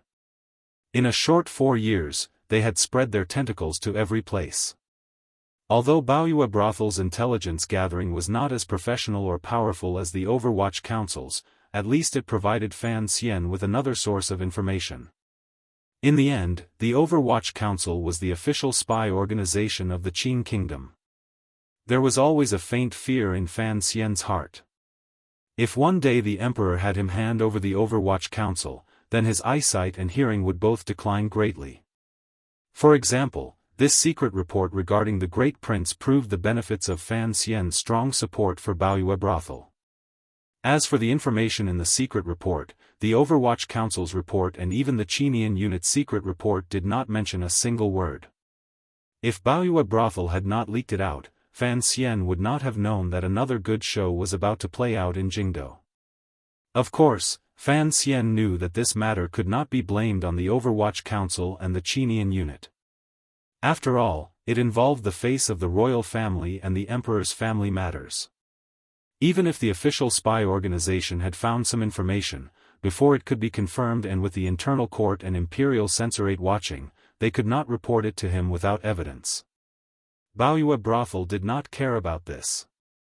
In the organization structure under Fan Xian's control, Baoyue brothel was more like the imperial censorate. It had the freedom to hear rumors and discuss official matters. The secret report mentioned the Great Prince taking on a secondary fei. It was just a rumor that occasionally spread through Jingdou. Wind from an empty cave was not without reason. Fan Xian furrowed his brows and thought about what had happened in Jingdou. If it was just the eldest prince taking on a secondary wife, it would have been a small matter. There was no need for him to be so nervous. But the key point was that the Baoyue House's report made it very clear that the selection of a secondary wife was completely decided by the palace. The eldest prince did not know about this beforehand, and it was rumored that the eldest prince was very conflicted about this matter. He had already entered the palace and argued with the king twice. Fan Xian's head hurt. He knew what kind of person his elder brother was. Although the great prince understood the big picture, when it came to family matters involving the root of the family, he was very stubborn. Additionally, his relationship with the great Wang Fei was harmonious. How could he agree to another marriage in the palace? For the palace to want him to take another secondary Fei, there was clearly a deeper level of consideration. Regarding this, Fan Xian knew very well. Ever since the Jingdou rebellion had truly been quelled and the emperor had once again found his love for his eldest son, the first thing he did was not move the great prince to the border army as a commander with real power. Instead, he secretly prepared for the great prince to take on a secondary Fei. Thus, the matter of taking on a secondary Fei had actually been carried out in secret for a long time. However, it had been forcefully resisted by the great prince and had not truly surfaced. The great Wang Fei was the great princess of northern Qi. The honeymoon period between the Qing kingdom and northern Qi had already ended. For the sake of future battles, the emperor would not allow his eldest son to be controlled by a northern Qi woman. In the final northern expedition, the great prince was clearly the best choice for the vanguard commander. The emperor's intentions were clear. He would first have him take on a secondary Fei. Then, he would find an opportunity and an excuse to depose the great Wang Fei. The meaning was clear. It was a pity that the Qing emperor's sons were disobedient. The great prince had never been such an obedient person, which was why he had been able to resist for 2 years. However, from the news from the Baoyu house, it seemed that the palace was preparing to bring this matter to light and directly make the decision. Fan Xian hugged his knees with a headache. He was very angry. He had a strong opinion of the great prince. He thought to himself, since the emperor is forcing him so fiercely, what are you afraid of if you agree for now? Delay it as long as you can. Do you really have to wait for the emperor to give an edict and then have you go to the palace and play a game of refusing to submit? How could a member of the royal family have the right to be a saint of love? However, the great prince and the great Wang Fei, this married couple, had a sense of a long-lasting relationship. It made Fan Xian feel great admiration and sigh at his own inferiority. Other than admiration, what made Fan Xian's head hurt was that the intelligence report from Baoyu House was vague but secretly revealed a piece of information. After the emperor and Lady Ning discussed it, they temporarily suppressed their anger and prepared to have Fan Xian return to the capital to persuade the great prince to take on a secondary Fei. It had to be said that after the Jingdou rebellion and the deaths of the crown prince and second prince, the Qing emperor's attitude toward his remaining 3 sons was much warmer than before. If it had been in the past, the great prince would probably have long been imprisoned in his manor if he dared to forcefully resist an edict. It was not like now, where he could resist his temper and let Fan Xian go persuade him. The emperor's secret edict would probably take some time before it reached Fan Xian's ears. Baoyue House received the news much faster. Fan Xian held his head and thought, what exactly is going on? When the great princess of northern Qi had traveled thousands of li south to marry the great prince, he had been the one to officiate the wedding. Was he going to be the one to break off the marriage after 4 years? Just as he had sighed earlier, the affairs of the world were truly hard to predict. It was morning. The sunlight from the east shone through the lonely autumn trees in the Qingzhou military yamen and cut into a few large patches of light, illuminating the paper windows in the room. A serving girl carried a plate and passed by the window, casting a shadow on the window. The shadow stood quietly by Fan Xian's side and looked at his worried face without saying a word. The best assassin in the world was used to standing quietly behind Chen Pingping or Fan Xian, blending into the shadows of the building or scenery. He was used to seeing the constant worry of the last masters of the Overwatch Council, but he was still not used to talking to them and giving them advice. His mission was to kill people and did not include these pitiful things that used his brain. After returning from the grasslands, the shadow took off his herdsman's clothes and returned to Fan Xian's side. Just like in the past few years, he was very quiet. However, Fan Xian occasionally noticed that the best assassin in the world would occasionally glance at 13th Wang, who was resting in the courtyard. His gaze was complicated and strange. I cannot return to the capital right now. Fan Xian knew that the shadow was not Yan Bingyun, Deng Ziyu, or the chatterbox Wang Qinian. Waiting for him to speak was an impossible matter. He rubbed the space between his brows and said, "First, the Shiliang Road matter has not ended. Second, since there is no news from the capital, it is not appropriate for me to rush back like this. This is only a small matter." The shadow knew that Commissioner Fan wanted to talk to him. He paused for a moment and then said, "Don't worry too much." Fan Xian shook his head and sighed. "It is not a small matter. You don't know how stubborn the men of the Li family are. Take Qingqian and the second prince for example. They would rather die stubbornly than lower their heads to the emperor. Although the great prince's personality is much more open-minded, in his bones, he has the taste of Dongyi people's desire for freedom. With the emperor pressuring him like this, who knows what kind of frightening response he will make?" Not waiting for the shadow to open his mouth to reply, Fan Xian's face was full of melancholy. He continued, "The emperor, and perhaps everyone in court, seems to firmly believe one thing. Those who are not of our race must have different intentions. Otherwise, why would no one believe that the great prince will inherit the throne just because he is half Dongyi? He is half Dongyi, and his Wangfei is a northern Qi person. In the current situation, the emperor wanting him to depose of his concubine actually has the intention of protecting him and placing him in an important position. In the Jingdou rebellion, there were 3 people who had performed meritorious deeds. They were Fan Xian, Yi Zhong, and the great prince. At the time, the great prince held the imperial army in his hands and controlled the vital points. However, he resolutely carried out the emperor's so-called posthumous edict and successfully controlled the situation of the rebellion to a level that the Qin kingdom could accept. Because of this matter, the emperor's attitude toward him had changed greatly. It was no longer as cold as it had been in the past. Accurately speaking, the emperor feels some guilt toward the great prince, Fan Xian said quietly as he rubbed the spot between his brows. As Fan Xian rubbed his aching brows, he quietly said, "So he wants to make it up to the great prince." Given the great prince's lifelong ambition, the best way to make it up to him is to be the vanguard and fight for the Qin kingdom from the south to the north, unify the world, and shine on the battlefield.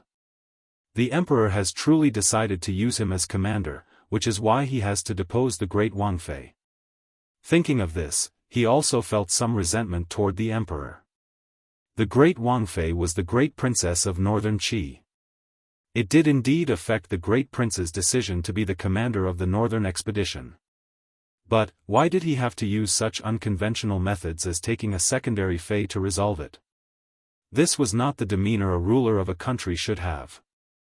It was more like an old man who was angry with his son. Suddenly, his heart jumped. Did the emperor still not learn from his past experiences and still maintain a powerful suspicion? Is he using all kinds of methods to eliminate these suspicions in the bud? Fan Xian's heart gradually grew cold. He realized that he had made a mistake these years. He had still underestimated the emperor's powerful desire for power and the emperor's natural paranoia and coldness. It was difficult to be a son. It was even more difficult to be the son of the emperor. It was even more difficult to be the son of the Qing emperor. Fan Xian let out a shaky breath.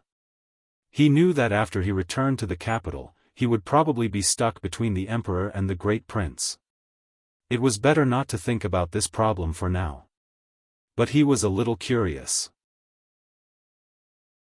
He didn't know whose daughter the emperor had appointed to the great prince's side concubine was, and which noble or minister was so unafraid of death that they dared to send their daughter into the mouths of the tigress great Wangfei, the great prince, the male tigress, and the old tigress concubine Ning. After the Jingdou rebellion, the emperor remembered Lady Ning's merits and took into account the great prince's face. After a delay of more than 20 years, he finally made her an imperial consort. However, after this Dongyi female slave became an imperial consort, she still did not change her past shrewish personality. She was still full of tiger nature. The great prince's family was a tiger forest. In any case, it could not be Ruoruo. Fan Xian was confident of this. Presently, the emperor trusted and favored him greatly. He also knew that for the sake of Ruoruo's marriage, he had not hesitated to beat Hongqing into a lewd person. Naturally, he would not use this to seduce him and lose the big for the small. Fan Xian stood and pushed open the door. He welcomed the courtyard filled with the colors of autumn and no longer thought about the troubles in Jingdo. It was already late autumn. As far as the eye could see, the military yamen was filled with a clean and distant color. The sky was very high, and the clouds were very light. It made one feel a sense of open-mindedness at a glance. The city of Qingzhou was close to Shihu and had the air of the grasslands. Perhaps only in this kind of place could people cultivate a cheerful and beautiful mood, such as the unusual great prince of the royal family, or the unusual Yi Ling, of the nobility. Fan Xian smiled slightly as he gazed at the girls in the courtyard. He thought to himself that the great Wang Fei's present situation was very difficult, but the second Wang Fei seemed to have gradually shaken off the shadow of the second prince's death. There were always some good things that happened in the world. 13th Wang's body recovered quickly. He was now able to wander around the Qingzhou military yamen in a wheelchair. Because of Yi Ling's words, Fan Xian couldn't be bothered to do any more useless concealment. He called for a few girls to be responsible for pushing the cart and sent a few subordinates of the 6th Bureau to follow him and protect his safety. During these dozen days, Fan Xian had been busy communicating with Dingzhou and leading the counterattack in Shiliang Road. He also had to carry out private transactions with the grasslands. He was very busy and didn't pay much attention to 13th Wang's movements. However, he was not blind. He could see that this lonely and desolate Qingzhou military yamen had gradually changed because of 13th Wang's awakening. Occasionally, a hint of spring seeped through the autumn garden. When 13th Wang sat in his wheelchair and occasionally rested in the garden, not far from him, a girl would be sitting and doing other things, such as embroidery or playing dumb and looking at the scenery. At that time, 13th Wang would become a dumb goose and stare in a daze at the dumb goose looking at the scenery. Other than greeting each other when they bumped into each other, this young man and woman did not say any idle words. They just foolishly played out their roles. They wanted to sing to the sky but were also afraid that their red palms would lightly tug and disturb the unfocused clear waves. Fan Xian was the little ancestor of the Overwatch Council, and Yi Ling was the little ancestor of Qingzhou. After she gave the order, they no longer went out of the city every day to intercept the Hu people galloping out of the grasslands to gather grain like they had in the past year. Instead, they stayed obediently in the military yamen. The old subordinates in the military yamen were all chased out, leaving only the servants and serving girls. Thus, there was now an additional scenery in the Qingzhou military yamen's little garden. It was the appearance of the two dumb geese that Fan Xian was secretly laughing at in his heart. If one were to use a more beautiful phrase, it would be the scenery, the people in the scenery, and the people looking at the scenery. For two people who admired each other, each was the other's scenery, right? As her teacher, Fan Xian knew what kind of woman Yi Ling was. Sometimes, when he asked himself honestly, if he was a woman, he would probably also be shaken to the core by the 38 knife marks on 13th Wang's front. Furthermore, 13th Wang was a silent, gentle, and handsome person. How could such a person not move Yi Ling, who had been born in the military? Although Yi Ling's identity was somewhat troublesome, Fan Xian was not worried about it. 2 years ago, the emperor had secretly given a gracious edict allowing Yi Ling to remarry and choose her own husband. This was a great grace. As long as she liked someone, the Qing court would probably snatch him for her even if it meant fighting for him. The problem now was 13th Wang's identity. Although he secretly worked for the Overwatch Council and the emperor also secretly knew of this matter, he was, after all, Sigurd Jian's last disciple and the 13th disciple of Dongyi's sword hut. Yi Ling had once been the second Wang Fei, yet she was going to marry an ace from Dongyi. No one knew if she would be able to get past the palace. Of course, if Dongyi could completely lean toward the Qing kingdom under his leadership, then these obstacles would not exist. Fan Xian decided to put some effort into this matter. It could be considered making it up to this pitiful girl on behalf of the emperor and Yizhong. There was only one problem. Fan Xian looked at the two people in the garden with amusement. Rubbing his nose, he thought that these two people were still in a strange state. Someone had to expose them. Most importantly, it was not strange that Yi Ling liked 13th Wang. What exactly was 13th Wang thinking? No matter how noble Yi Ling's identity was, she was, after all, a true widow. He knew why 13th Wang was attracted to Yi Ling's profile. It was very lonely. Fan Xian knew that the real Yi Ling was not like this. Particularly, embroidery. Fan Xian shivered. Yi Ling had actually embroidered in front of 13th Wang and pretended to be delicate and timid. If this matter got back to Jingdo and reached Wan's ears, his wife would probably faint from laughter. He decided to tell 13th Wang the real Yi Ling, so that his young friend, whom he admired greatly, would not find out after marriage that his life was a major misunderstanding.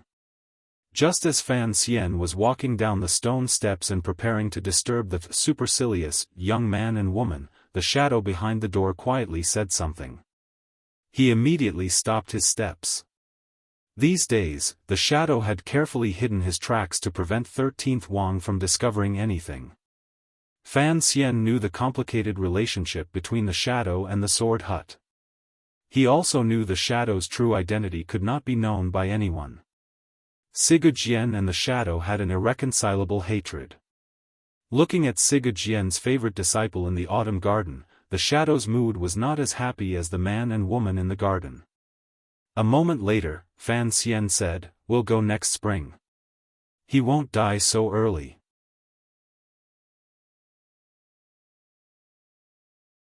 Chapter 6:12.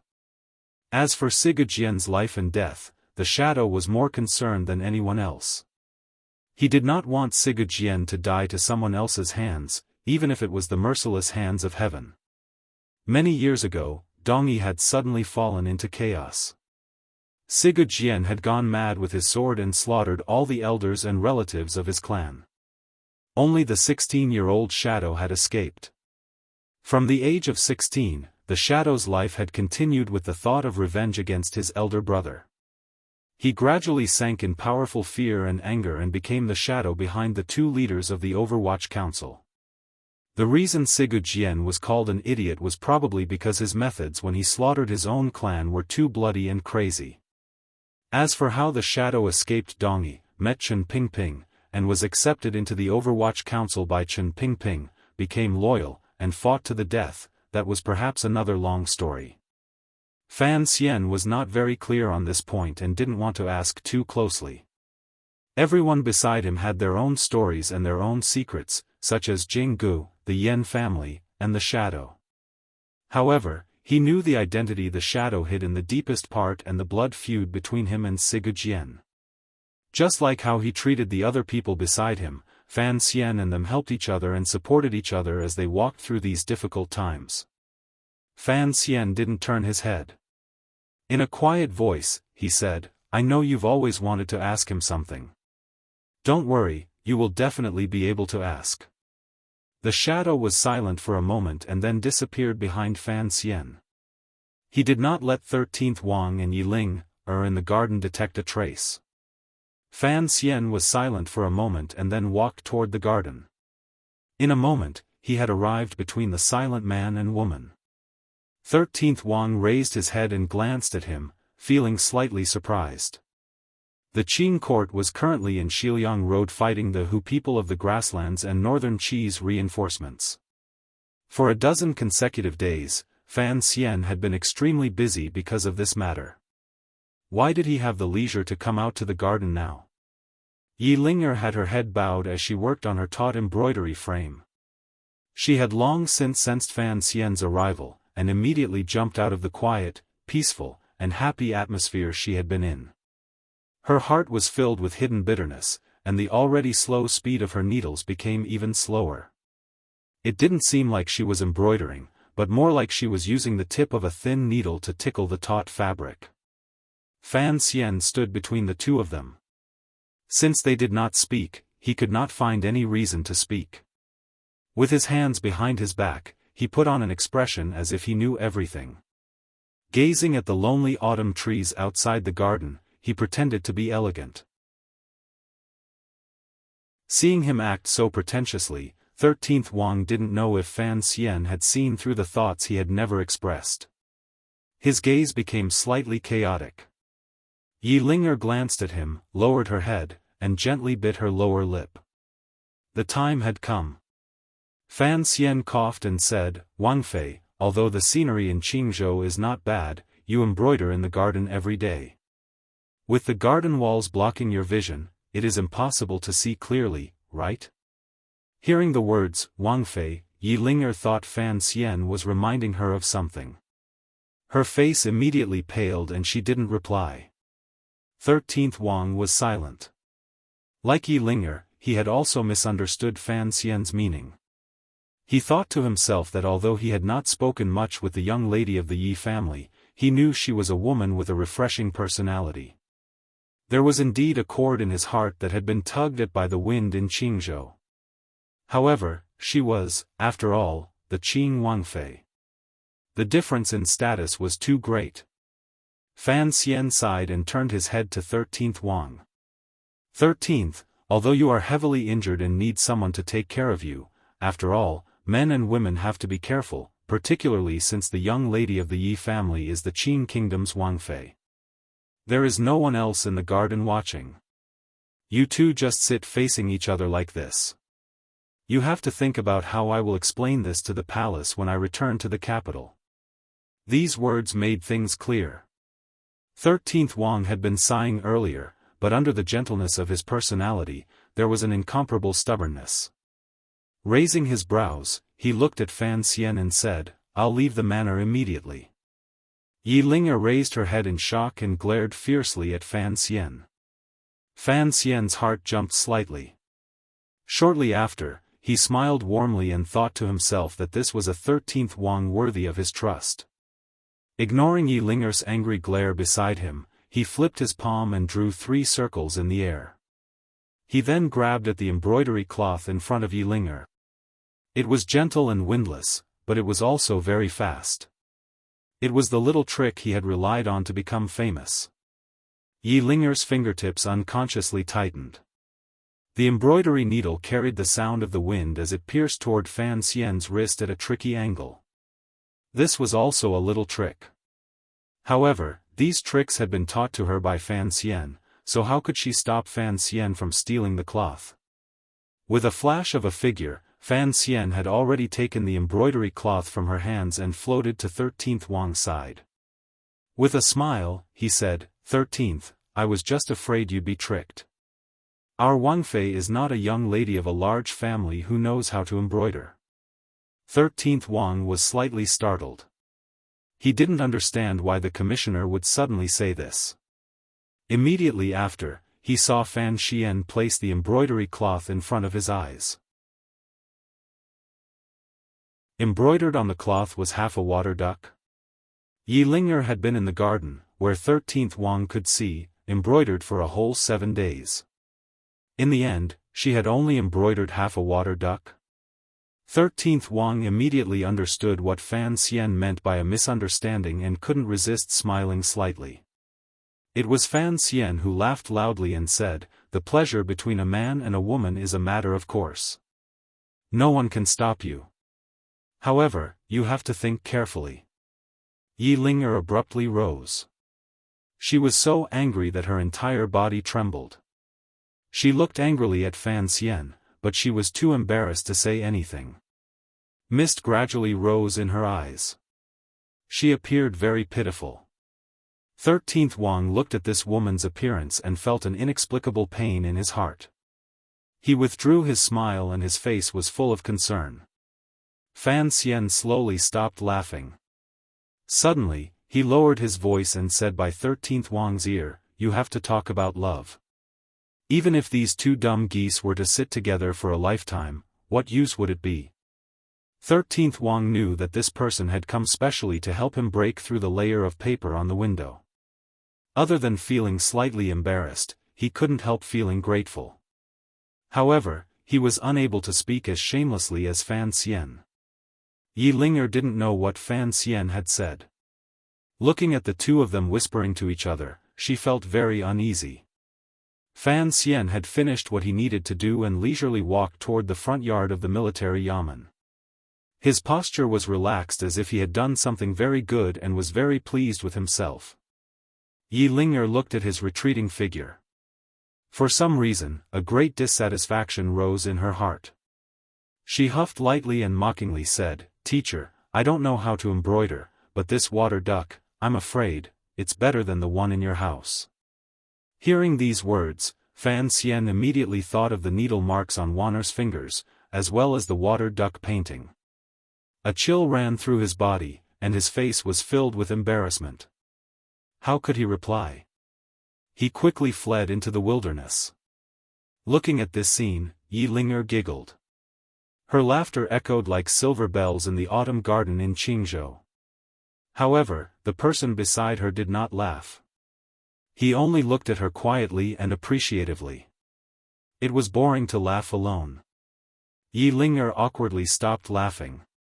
During the dozen days 13th Wang had been recovering, she had indeed restrained her free and arrogant nature. She appeared particularly peaceful. Unexpectedly, Fan Xian had still managed to break through. She didn't know if this scene fell into the man's eyes or if he would feel that she was too bitter. Countless thoughts immediately flashed through her mind. The emotions in her eyes were incomparably complicated. 13th Wang was actually a bit nervous, but he hid it well on his face. Looking at Yi Linger, he said, "I am Wang Shi, formerly known as Tai Xiang. I am the 13th disciple of Dongyi's sword hut. Thank you for your care these days. I cannot thank you enough." Yi Linger had not thought that he would suddenly speak so seriously. Her heart was a little flustered. She calmed herself and returned the greeting. Lightly, she said, "Sir Wang is too polite." In Yi Linger's opinion, it was much more relaxed and natural to use an official's title to refer to him. She did not understand. They had already known each other for a dozen days and had only exchanged a dozen sentences. Why did he have to express his thanks so seriously now? Was he truly prepared to leave the manor, or was all of this just a dream? Yi Linger sighed faintly in her heart. If it had been another woman, perhaps she would have chosen to leave because of this sense of serenity. However, Yi Linger was, after all, Yi Linger. She did not know how to embroider. She only knew how to wield knives and spears. Although she was a widow, she was still like she was when she was a teenager, wild and full of vigor. She stared closely into 13th Wang's eyes and said, "If you have something to say, just say it. There is no need to introduce yourself. Looking at the way you do things, you are also a straightforward person. Don't be as long-winded and hypocritical as Fan Xian." 13th Wang paused slightly. A moment later, he said seriously, "Sir Fan Jr. said that everything can be discussed." Yi Linger understood some of the meaning. Suddenly, she felt a gust of autumn wind blow past. When it brushed against her face, there was not a trace of harshness. There was only 100 degrees of gentleness. The matter between 13th Wang and Yi Linger was not as Fan Xian had imagined. After his provocation, they met in the golden wind and jade dew.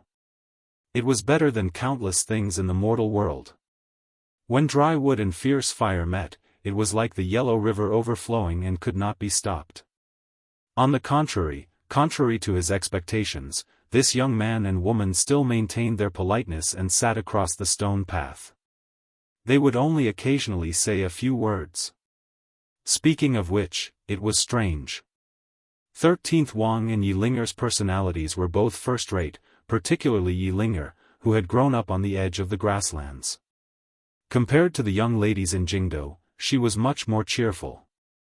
However, once love was involved, because of the tragedy in Jingdo 2 years ago, as well as 13th Wang's identity, both of them were somewhat silent. Seeing all of this, Fan Xian was not in a rush. In any case, there were always thousands of things in the world. It was impossible to ask all men and women in love to be like him, impatient to climb walls and jump through windows. Furthermore, he didn't have time to pay attention to these beautiful things. He still needed to take the lead in dealing with the not-so-beautiful things in Shiliang Road. Time quickly came to the end of autumn and the beginning of winter. The 8 bureaus of the Overwatch Council gathered in Dingzhou. The 8 tribes on the grasslands gathered in the court to discuss matters. With unusual ruthlessness, the Qing kingdom cut off the hand that the grasslands had extended, as well as the hand that northern Qi had extended toward the grasslands. They watched with cold eyes as the situation on the grasslands became more and more unbearable by the day. The hand that Master Ku he had set up on the grasslands before he died and the hand that the northern Qi emperor had crossed the North Sea, the desert, and the Qing kingdom's border in over a year gently clasped at the border between Shiliang Road and the grasslands. After holding it for almost a year, it had put the Qing court to the test. The borders were unusually tight. The national treasury, military power, and spirit were all forced to stay in the west, slowing the pressure on their true enemy, Northern Qi. Under the emperor's leadership, the Overwatch Council used 4 months to prepare. Fan Xian personally led the team. Finally, in the late autumn and cold winter of the 9th year of the Qing calendar, they cut off these 2 hands that held each other. Perhaps the situation on the grasslands, under the control of Chief Su Bida and Hai Tang, would not deteriorate to an unmanageable level. However, it would not be so easy for the northern Qi emperor to cause trouble in Shiliang Road. Furthermore, Fan Xian had also set up his own power on the grasslands. When the flowers bloomed next spring, he would begin to reap the fruits. After confirming the implementation of the various arrangements and verifying the results of the battle, Fan Xian finally freed himself from the extremely busy council affairs and began to prepare to return to the capital. 13th Wang would not follow him back to the capital. Firstly, his injuries had not healed. Secondly, Fan Xian did not want him to have too much contact with the shadow along the way. Thirdly, Yi Linger's return to the capital for the new year was still half a month later. It was always good for the two of them to spend more time together. Once Fan Xian had decided on something, he rarely changed it. Since he had decided to help Yi Linger and 13th Wang be together, he had his own confidence. After returning to the capital and taking care of the great prince's family matters, he would probably have to go to the Bureau of Military Affairs to propose marriage to General Yi.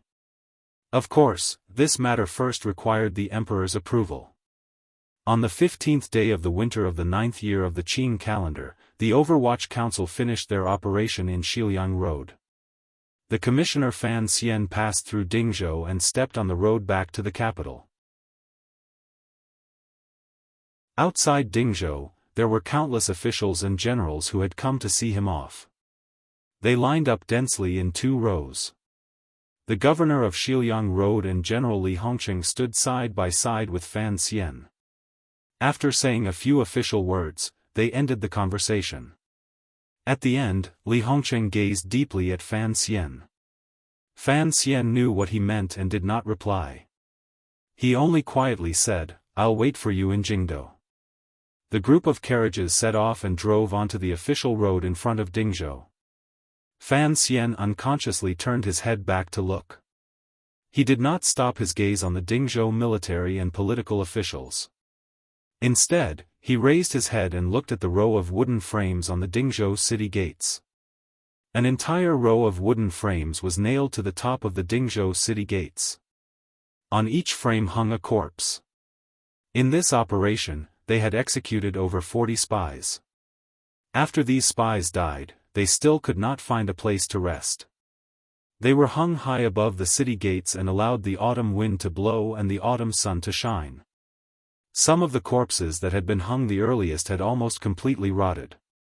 Even the evil birds in the fields were unwilling to peck at them, revealing the white bones that could faintly be seen below. The clothes on the corpses were in tatters and carried the black bloodstains of torture.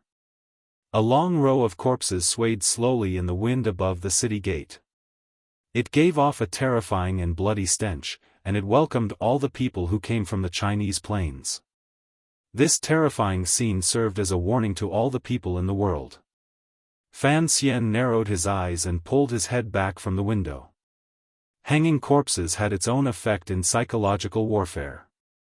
At least, the spies the Northern Qi Emperor would send in the future would at least have an innate sense of fear. However, in the battles of the Central Plain, due to the balance of morality and benevolence that had existed for thousands of years, the killing of prisoners of war was rare. As for humiliating corpses, it had never been seen before. Dingzhou was not the Central Plain. This was an important place in the battle between the Central Plain and Shihu. The two sides had fought for thousands of years and had done even crueler things. Fan Xian did not have much sympathy for the spies. What he had seen along the way from Dingzhou to Qingzhou had made him understand that once the war began, particularly the lingering hatred between nations, it could not be resolved by benevolence and morality. Just the dozens of corpses hanging above the city gates had caused the Qing kingdom to pay with the deaths of thousands of commoners. What made Fan Xian even colder was that these people were not Hu people. They were Northern Qi people of the same origin and ancestry as the people of the Qing kingdom. As for the hatred between the grasslands and the Central Plain, his generation did not have the ability to resolve it peacefully, so he would leave it to the more intelligent descendants. Fan Xian closed his eyes and rested. He thought to himself that he had severed the hand that held Northern Qi and the grasslands. At the very least, he had severely wounded them. He had probably also cut a wretched wound between him and Haitang. He didn't know if this wound would heal in the future. He didn't know what Haitang would do on the grasslands. This grassland, this grand city, that border, would he ever come again in this life? As he thought these gloomy thoughts, the imperial envoy's carriage had already arrived at the closest relay station outside Dingzhou. It was the place where Fan Xian had peeped at the erotic palace. Entering the relay station, Fan Xian teased the deputy he was familiar with. However, the deputy, who had been released from prison with great difficulty, did not dare to respond loudly. He obediently went to boil water. Fan Xian looked at Deng Ziyu beside him and said, "Ziyu, I'll need you to endure in Xiliang Road for another 2 years." All 8 bureaus of the Overwatch Council had sent important officials to Dingzhou to supervise the battle. Deng Ziyu had been summoned back from the distant Northern Qi by Fan Xian. Now that Fan Xian had left, the matters of Xiliang Road were all handed over to Deng Ziyu. The officials saw the imperial envoy out of the city and returned, but the officials of the Overwatch Council saw them all the way to the relay station. Deng Ziyu nodded and said, "I'll listen to your arrangements." Fan Xian thought for a moment and gave him some instructions. He then began to read the court bulletins from Jingdou. A moment later, his eyes narrowed slightly. As the second person in charge of the Qinian unit, Deng Ziyu had served Sir Fan Jr. for a long time. Seeing him narrow his eyes, he knew something troublesome had happened. Fan Xian smiled and said, "It was mentioned in the council bulletins. The court bulletins have finally confirmed that the commander of the imperial army in the palace has changed." Deng Ziyu's heart jumped. He thought to himself, the great prince has always been safe in leading the imperial army.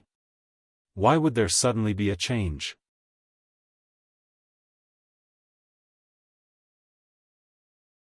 Chapter 613.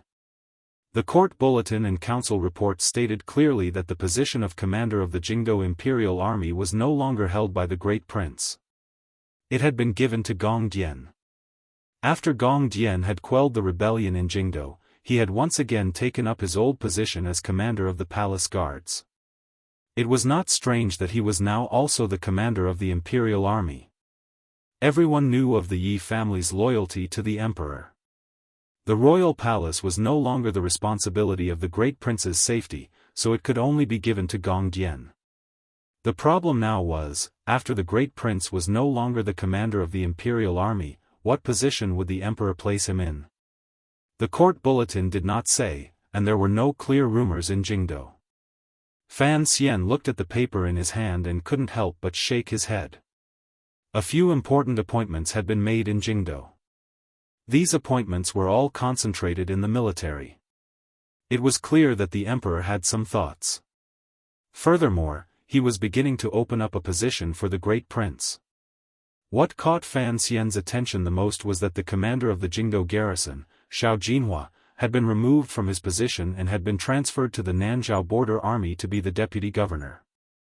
The governor of the northern expedition camp, Xiaofan, had been summoned back by the emperor to take over the important position of commander of the Jingdo garrison.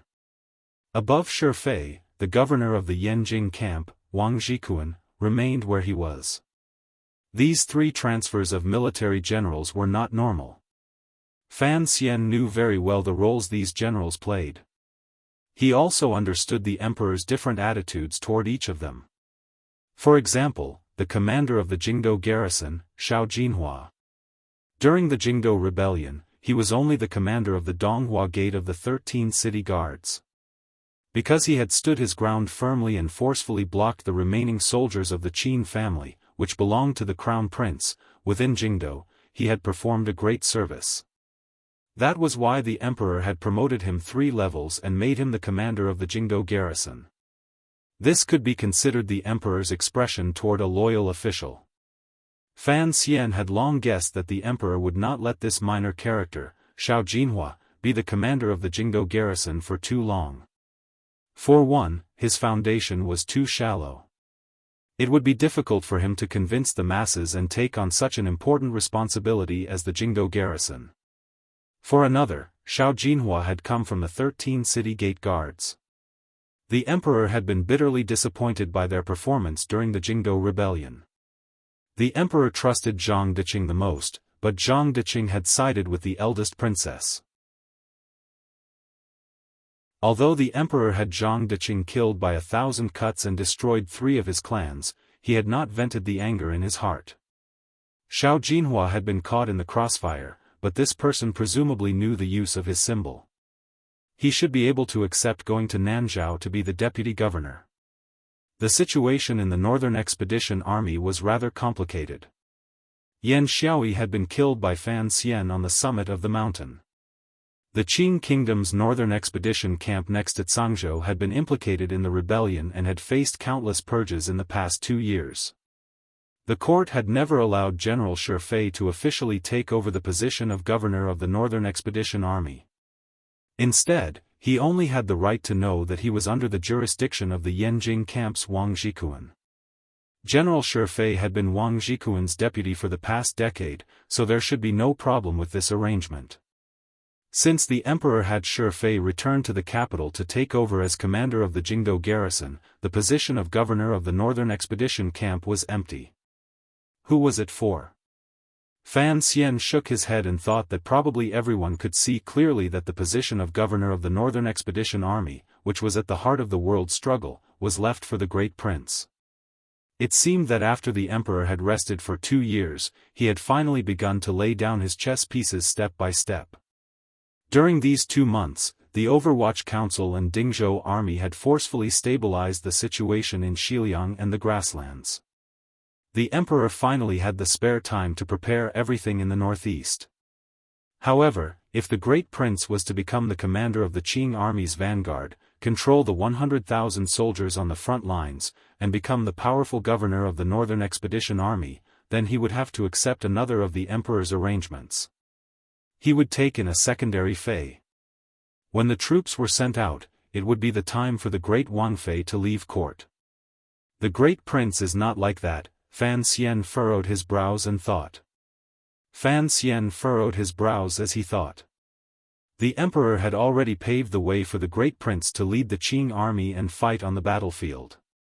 He was just waiting for the great prince to understand his painstaking efforts and walk this path. Although the great prince liked the battlefield, he probably wouldn't do such a thing. Thinking of how he would be forced to do such a thing under the emperor's pressure after he returned to the capital, Fan Xian felt annoyed and couldn't help but grunt. Although this grunt was very quiet, it gave Deng Ziyu and Mu Feng a fright. They didn't know what had happened. It's nothing. Hurry and rest. We still have a long journey tomorrow. Fan Xian rubbed the spot between his brows and waved his hand at the two of them.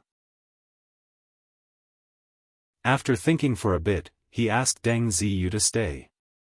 He looked at Deng Ziyu and was silent for a moment. He then said, "You've been stationed in Shangjing for a long time. Do you know how the northern Qi people view Shifei?" During these 2 years, Shifei had been stationed in Cangzhou, leading the northern expedition camp to contend against the famous general Shang Shanhu. Although he had suffered some losses, he was not anxious or impatient. He had stabilized the situation very well. Deng Ziyu thought for a bit and then said, "General Shifei has always been Governor Wang's assistant in the Yanjing camp. His reputation was not very prominent. It was only after he went to the northern expedition camp 2 years ago that he gradually became known to the Qi people. Although there have been no major battles in the north and south of Cangzhou these 2 years, he was still able to not panic under Shang Shanhu's coercion. Just this point alone proves that Shifei's personality leans toward the feminine side." "Feminine?" Fan Xian asked with some disagreement. If it was just the feminine side, why would the emperor have him shoulder such a heavy burden 2 years ago? Deng Ziyu knew what the commissioner was talking about. In the late autumn of the 7th year of the Qin calendar, the Dong Mountain incident and Jingdo rebelled. Everyone seemed to have overlooked the northern camp that Yan Xiaoyi had abandoned near Cangzhou. No one thought of its importance. Fan Xian had never forgotten that when the emperor was still trapped on Dong Mountain, he had secretly sent a secret edict to Yanjing for the Yanjing camp to be ready at any time to take over the northern camp in Cangzhou to prevent the northern Qi people from taking advantage of the chaos to invade. This was a very important mission. With Yan Xiaoyi's death, thousands of trusted soldiers were captured. If there were no capable generals holding the fort, the northern camp would probably truly rebel. At the time, the general responsible for the emperor's important edict was General Shifei. Not many people knew the specific process of how to subdue the northern camp's military morale. As the commissioner of the Overwatch Council, Fan Xian knew. In his opinion, the process of Shifei following the edict to subdue the Qing army was like a legend. General Shifei only brought a dozen trusted soldiers and entered the northern camp in Cangzhou. Holding the imperial edict in his hand, he easily took control of the northern camp. Faced with 100,000 soldiers, where did this general get his courage and ability to make the northern camp, which Yan Xiaoyi had run for many years, as docile as a warhorse? For someone to be able to do such a thing, he was definitely not just feminine. The pain between Fan Xian's brows grew. He kept feeling as if there was a shadow shrouding his mind. The emperor had decided to have the great prince lead the army on a northern expedition. This was expected. For a powerful figure like Shifei to not stay on the front lines but instead be transferred back to Jingdo to be the commander of the Jingdo garrison, who was he targeting? As early as when the former crown prince left for Nanzhao, Fan Xian had deduced that once the eldest princess's power melted like ice and snow, what welcomed him immediately would be the emperor's merciless reduction of power as well as the palace's merciless attacks on the older figures of the court. During these 2 years, the Overwatch Council's power had been reduced significantly. Fortunately, the emperor's trust in him grew with each passing day. No one in court dared to do anything to him. The elders that worried Fan Xian the most had also gained valuable experience from the Jingdo rebellion. Without waiting for the emperor to act, they automatically disappeared from the stage. His father had long resigned from his position as Minister of Revenue and returned to Danzhou to retire. Although Chen Pingping still held the position of director of the Overwatch Council, he had long stopped overseeing matters and handed all council affairs to Fan Xian and Yan Bingyun. Furthermore, he had long asked the emperor for his resignation. However, the emperor truly pitied the relationship between them and insisted on not allowing it. Of course, among the people of the older generation, the most tragic was his father-in-law in Wuzhou. During the rebellion in Jingdo, the previous prime minister, Lin Ruofu, had made a miscalculation and handed over all the people he had buried in the court to his good son-in-law. He had originally thought that he could make a comeback. Who would have thought that the emperor would safely return to the capital? All of this had become like a dreamlike bubble. Not only was it a bubble, the emperor was deeply afraid of the previous prime minister's dishonesty. During these 2 years, he had dealt with the prime minister's former followers miserably. Although he didn't use any sinister methods, he had completely uprooted the last of the power Lin Ruofu had left in Jingdo. Concerning this matter, Fan Xian didn't even have the leeway to speak. He could only smile bitterly as he watched all of this. He watched as his father-in-law was terrified in Wuzhou and repeatedly secretly wrote to the emperor, begging for forgiveness. Fortunately, the emperor gave both Fan Xian and Lin Wan her face and did not continue to pursue the matter with Lin Ruofu. Thinking of it this way, the 3 old men the emperor intended to sweep clean had already consciously retreated to the back of the stage. The Qing court was like an iron bucket.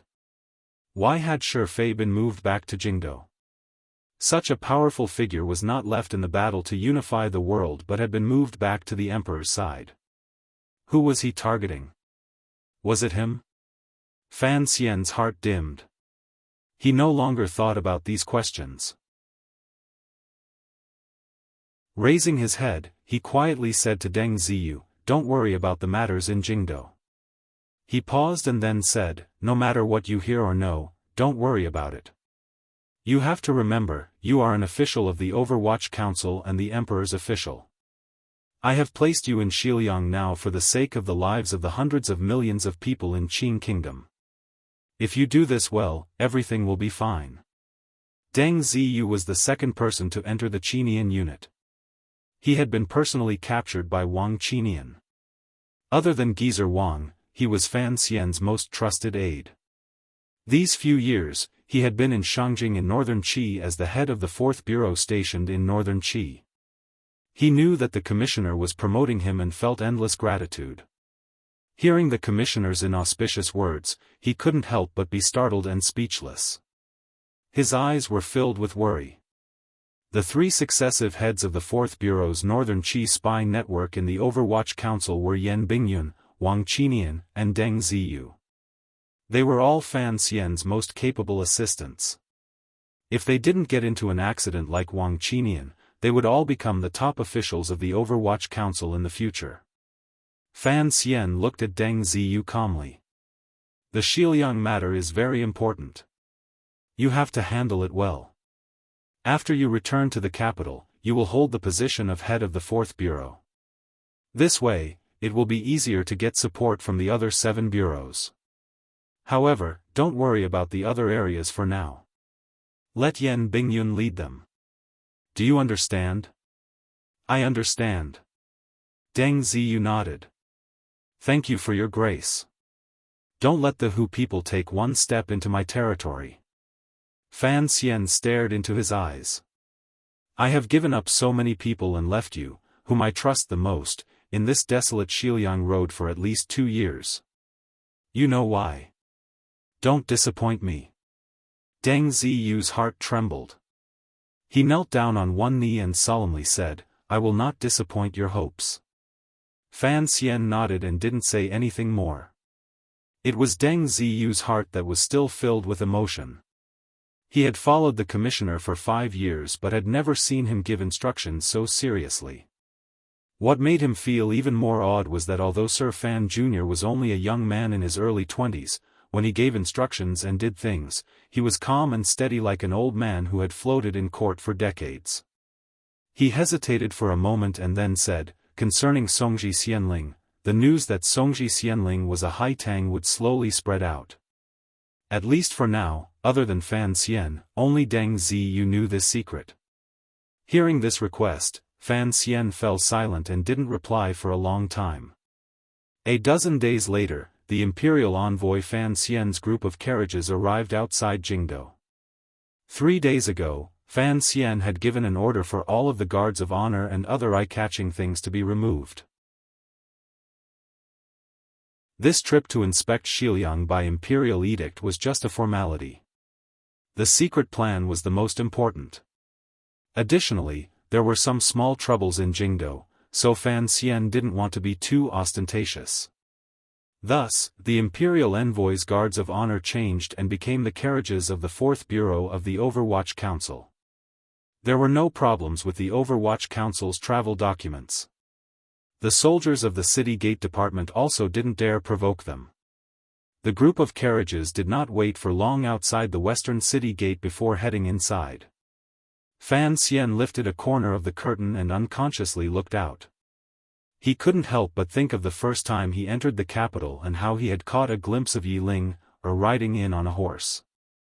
Yi Ling should have already arrived in Dingzhou. 13th Wang would certainly report to the Fan Manor during the new year. However, he didn't know if she would follow. A comforting smile rose to Fan Xian's face. He thought of the spring that year. The girl wore a light-colored dress and a white deerskin hat. Her brows were like distant mountains, and her eyes were clear and bright. Suddenly, a gray shadow charged past the side of the group of carriages and dangerously brushed past the carriage Fan Xian was in.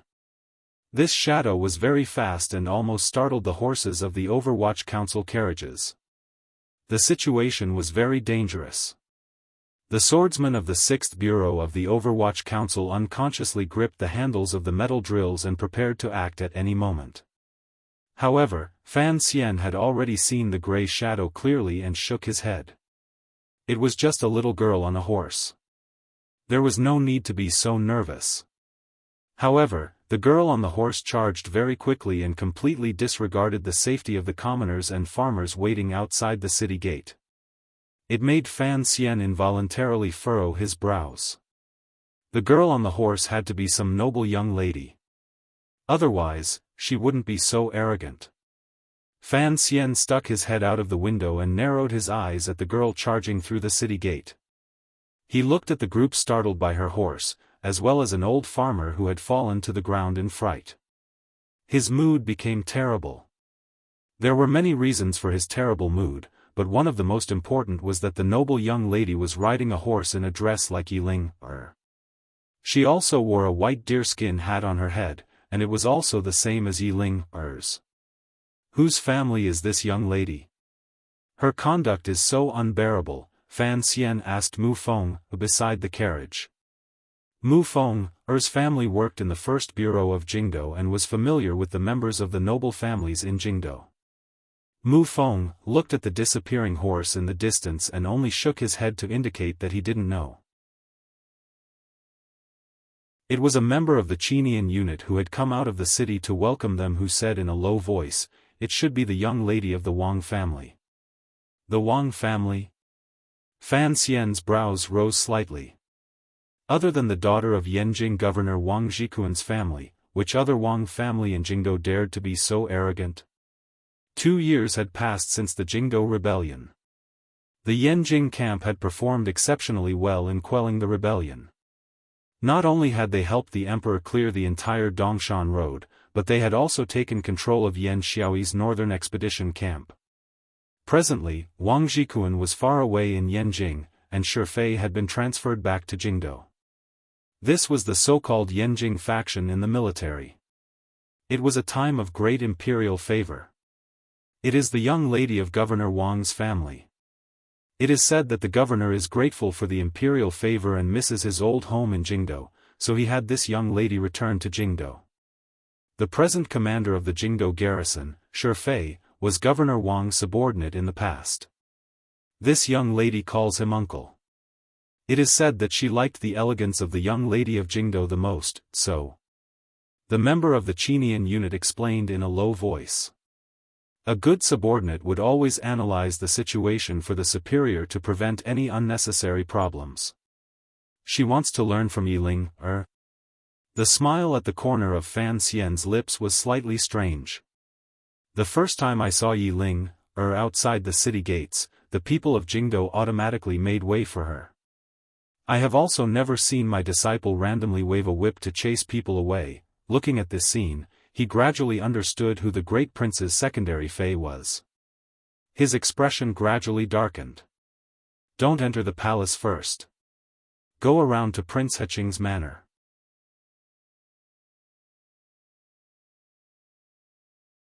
Chapter 6:14.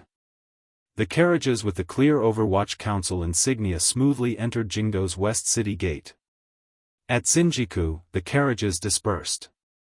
The two carriages at the front merged inconspicuously into the flow of people on the streets of Jingdo and turned southwest.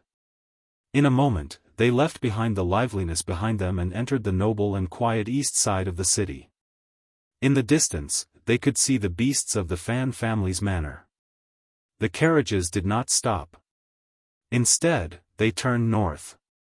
The closer they got to the royal palace, the quieter it became. They passed the area around the manor and King Jing's manor, whose doors had been closed for a long time, and came to the street where Prince Heching's manor was. The carriage was still some distance from the manor's main gate. Fan Xian, in the carriage, could faintly hear the clamor outside the manor's main gate. It looked like a lively scene was happening there.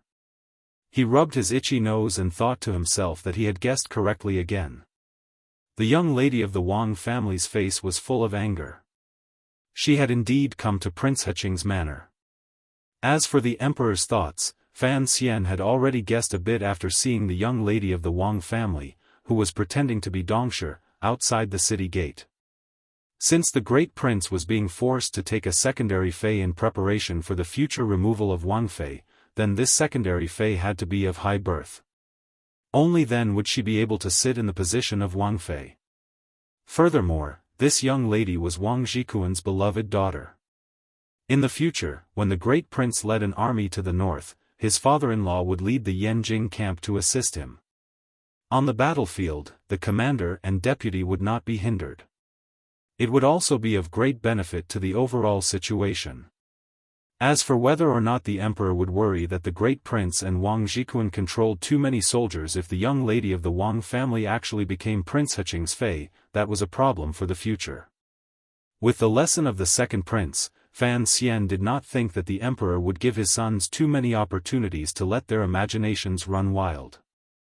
The daughter of an important military official marrying a prince, the prince should be secretly cautious. Otherwise, who knew if he would end up like Li Chengze and be sold out cleanly when things came to a head? Fan Xian couldn't resist laughing mockingly. The emperor's arrangements were far-sighted. If the great prince wanted to lead an army to conquer northern Qi, the great Wang Fei's identity as a northern Qi princess was indeed an obstacle that was difficult to get around. However, Fan Xian felt a strong revulsion toward this kind of arrangement. Putting aside the relationship between him and the great princess of northern Qi, just seeing the vile young lady of the Wang family at the city gate made Fan Xian develop a deep suspicion toward the emperor's vision. Picking a daughter-in-law for yourself, you have to pick a good one. A woman like this, if she really entered the Wang Fu, I'm afraid the entire Fu will not be at peace. Fan Xian immediately denied his silent criticism of the emperor. The emperor never cared much about women. Marriage alliances were just some transactions. As for this woman's character and whether or not she would bring benefits to his son, he did not care at all. As for the manor becoming restless because of the young lady of the Wang family, perhaps this was the effect that the emperor wanted to see. The great prince's status was noble. Prince Heching's manor took up half of the long street. The eastern part of the city was silent. No one dared to laugh at the great prince in such an important place. Although there was some noise outside the front door of the manor, other than the two carriages of the Overwatch Council, no one else was spying on them. "Milord, it's a little inconvenient to go there now. Why don't we return to the estate first?" Although Fan Xian had come to Xiliang in the name of an imperial envoy, in reality, he was carrying out a secret edict. He didn't need to return to the capital to enter the palace to reply to the edict. Mu Feng watched as Prince Heching's manor door turned into a market. He thought to himself, the prince must have lost some face. If the commissioner came to visit now, it would probably be inconvenient. However, Mu Feng was still not as good as Wang Qinian at guessing Fan Xian's intentions. Fan Xian had come to Prince Heching's manor to watch the excitement. He listened intently in the carriage. He had already understood where the excitement outside Prince Heching's manor door came from. The young lady of the Wang family's voice was so loud that it was difficult not to understand. Although the emperor's edict for the great prince to take on a secondary fey had not been made public, he had already done some work in secret. Those who should know this news had long known. As the people involved, the great prince and Wang Zhikuan knew even better. Yesterday, the new commander of the Jingdou garrison, Xiaofan, had personally invited the great prince to a banquet. At the banquet, he had orchestrated a chance encounter between the great prince and the young lady of the Wang family. Unexpectedly, the great prince was a straightforward person. The moment he saw the young lady of the Wang family, it was like he had seen a ghost. He fled and did not give the other party any chance to speak. The young lady of the Wang family had lived in Yanjing. As the daughter of the governor, when had she ever suffered such humiliation and grievance? Particularly when she thought about how she would have to pitifully be a secondary fey after entering the manor, she held her anger in her heart. She clearly knew that it was the palace's edict for her to marry the great prince, so why was she angry at her? The young lady of the Wang family could not understand it no matter how she thought about it. As an admirer of the previous pride of Jingdou, Yi Ling, she had a lot of admiration for this prince who had once led troops to conquer the western frontier for many years. Perhaps she had been incited by a serving girl, or perhaps her own thoughts had burrowed into a dead end, but she had completely disregarded etiquette and ridden into the capital alone to run to the manor. After Xiaofan learned of this, he did not dare to be careless. He quickly sent people to chase after her. However, when they reached Prince Heching's manor, no one could do anything to this young lady or pull her back. The reason the young lady used was also laughable. She said she had come to Prince Heching's manor to visit Wang Fei. Fan Xian had to admit that although this reason was absurd and laughable, the interactions between the women of Jingdou's nobility were considered normal. Even Fan Xian had not thought that Wang Fei would be as straightforward as her man. She closed the doors tightly and refused to accept guests. She didn't even say that the master of the manor was away. She just straightforwardly said that the manor had business to attend to and could not receive guests. The young lady of the Wang family felt even more wronged. She had already willingly lowered her status to come and visit a foreign woman, yet she still used her status to close the door. Thus, she began to make a ruckus outside the manor. This woman had Yi Ling's straightforwardness, but she did not have Yi Ling's sense of propriety. Making a ruckus was truly a headache. Her personal soldiers and guards looked at this scene in terror. Looking at Prince Heching's tightly closed doors, they felt anger in their hearts. They thought, what kind of place is this? This is Prince Heching's manor. Even if the young lady could do as she pleased in Yanjing, how could she act like this in Jingdou? If she truly angered the prince in the manor, who knew what he would do? Fan Xian looked at the scene in the distance with slight disgust. He thought to himself, if the palace and Xiaofan truly had intentions, how could they not be able to stop a spoiled and barbaric woman from acting rudely? He was afraid that the scene today was purposely done by someone with ulterior motives. They wanted to make the great prince unhappy and make a ruckus all over the city. In the end, the emperor would speak to sort out the matter and have the great prince suffer in silence. At that time, the emperor could lightly say, the young lady of the Wang family has deep feelings for you and has already come to your door. Are you not going to take responsibility? Another example would be, the people of Jingdou all know of this matter. As the eldest son of the royal family, how could you not care about the face of the royal family? I will give you half a month to settle this matter and bring that woman into the family. Then, I won't blame you. They were all small tricks, shameful methods, but they were the ones Fan Xian was most familiar with. He furrowed his brows and thought to himself, the great prince was very close to him. This was a difficult matter.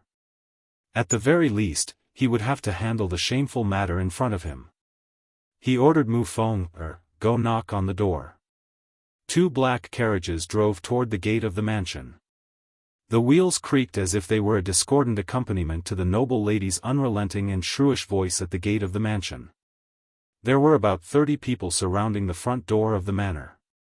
They were all family warriors the Wang family had brought back from Yanjing. There were also housekeepers and servants the Jingdo garrison had sent to the young lady. An old housekeeper was crying and begging the young lady to leave some face for the old master and not make a scene at the front door of the manor. Otherwise, when the family became the joke of Jingdo, how could the Wang family continue to stay in Jingdo? When the 2 carriages neared the front door of the manor, the housekeeper quickly shut his mouth. In any case, his young lady was not willing to listen to him. The family warriors and servants stared warily at the 2 black carriages. They thought that the young lady was making a scene.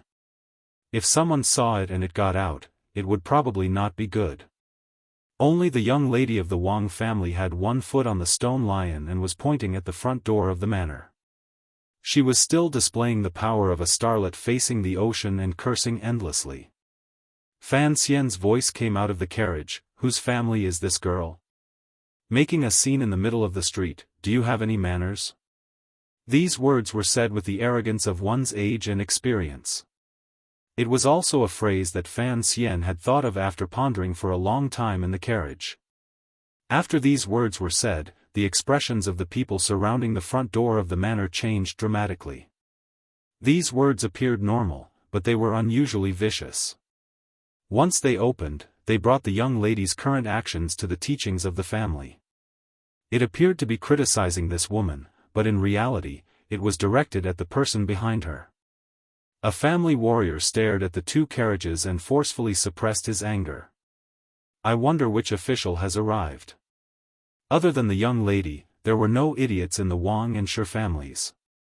Since the newcomer dared to speak so boldly in front of Prince Heching's manor, he had a background. This family warrior had already noticed the purposefully revealed mark on the carriage and knew that the other party was an official of the Overwatch Council. In the entire Qing court, there were very few officials who dared to not give face to the Yanjing faction of the military. However, the officials of the Overwatch Council had the confidence to do so because they had a very protective old ancestor above them. Although the old ancestor in the wheelchair had gradually retired, an even more protective little ancestor had appeared. Furthermore, this little ancestor was even more ruthless in his actions and had a deeper background. He had only been in the capital for 5 years, and he had already killed a number of ministers.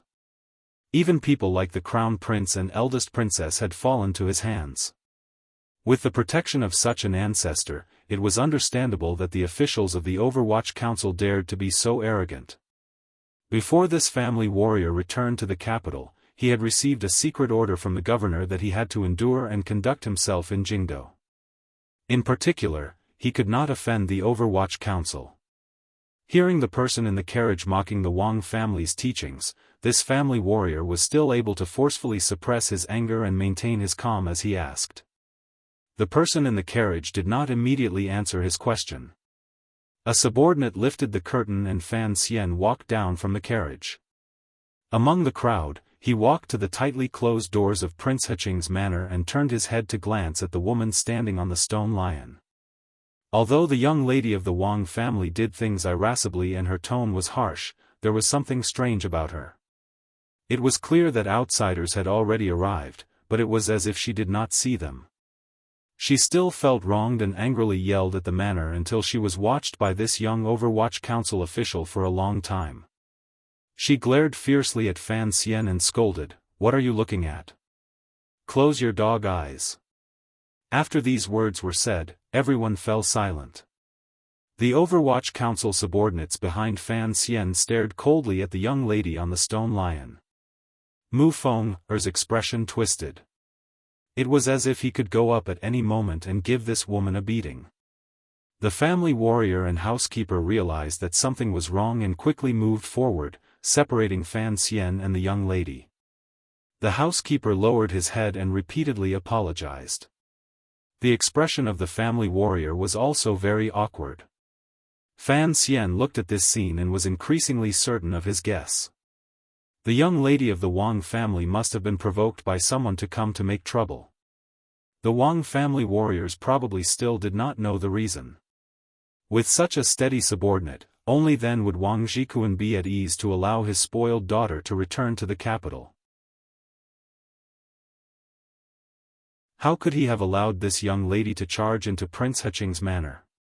Fan Xian looked at the housekeeper and asked, "Which family are you from?" The housekeeper saw that his bearing was extraordinary. Although he didn't know what rank of official he was, Overwatch Council officials often had titles other than court positions. He did not dare to slight him and said, "I am the housekeeper of the Wang family. I have just returned from Yanjing. The young lady has been in Yanjing for a long time and does not know the ways of Jingdo. If she has offended you in any way, please forgive her." Young Lady Wang listened to the two of them speak and pulled her foot back from the stone lion. She scolded, "Who is this? Is there a need to say soft words to him?" The old housekeeper's mouth tasted bitter. The old master had long ordered that he should behave with his tail between his legs in Jingdo, but the young lady had lost her mind for some reason. She had broken free of her family's obstruction and charged into the manor. She had actually called this young official something. Jingdo was not Yanjing. The water was much deeper. Any person on the street could have a terrifying background. Yanjing? Fan Xian asked with slight surprise. Governor Wang's family? Young Lady Wang stared at Fan Xian and said, "You know my family? And who are you?" Fan Xian didn't even glance at her. Facing the housekeeper and family soldier, he warmly said, "Quickly persuade your young lady to go back. The palace hasn't even issued an edict. If she comes to make a ruckus like this, how will she face others?" The housekeeper and the family soldier repeatedly agreed. They only looked at each other but didn't go up to help their young lady. They had already tried a few times earlier and couldn't do anything. Fan Xian was slightly startled. Only now did he notice that there were a few whip marks on the old housekeeper's face. Although the force was not deep, blood was gradually seeping out. He turned his head to look and saw that the unruly young lady of the Wang family was holding a horse whip in her left hand. Involuntarily, his expression darkened. He should have treasured such a loyal housekeeper, yet she had used a whip to beat him. His impression of this woman became even worse. Coincidentally, the young lady of the Wang family saw that Fan Xian was ignoring her question and putting on an arrogant expression. She was even more angry. Having been locked outside Prince Heching's manor for half a day, she had already lost a great deal of face. Now, an unknown young official dared to give her a hard time. How could she endure it? The anger in her heart flared. Tears welled up in her eyes. Her left hand waved and a whip came crashing down. The horse whip whistled down and was about to touch the tip of Fan Xian's nose. Fan Xian only looked at the woman and thought mockingly in his heart that in this rebirth, the women he had met all had their own beauty. When he was in Danzhou, he couldn't find a bully even if he wanted to. Unexpectedly, he had finally seen a tender fish's eye.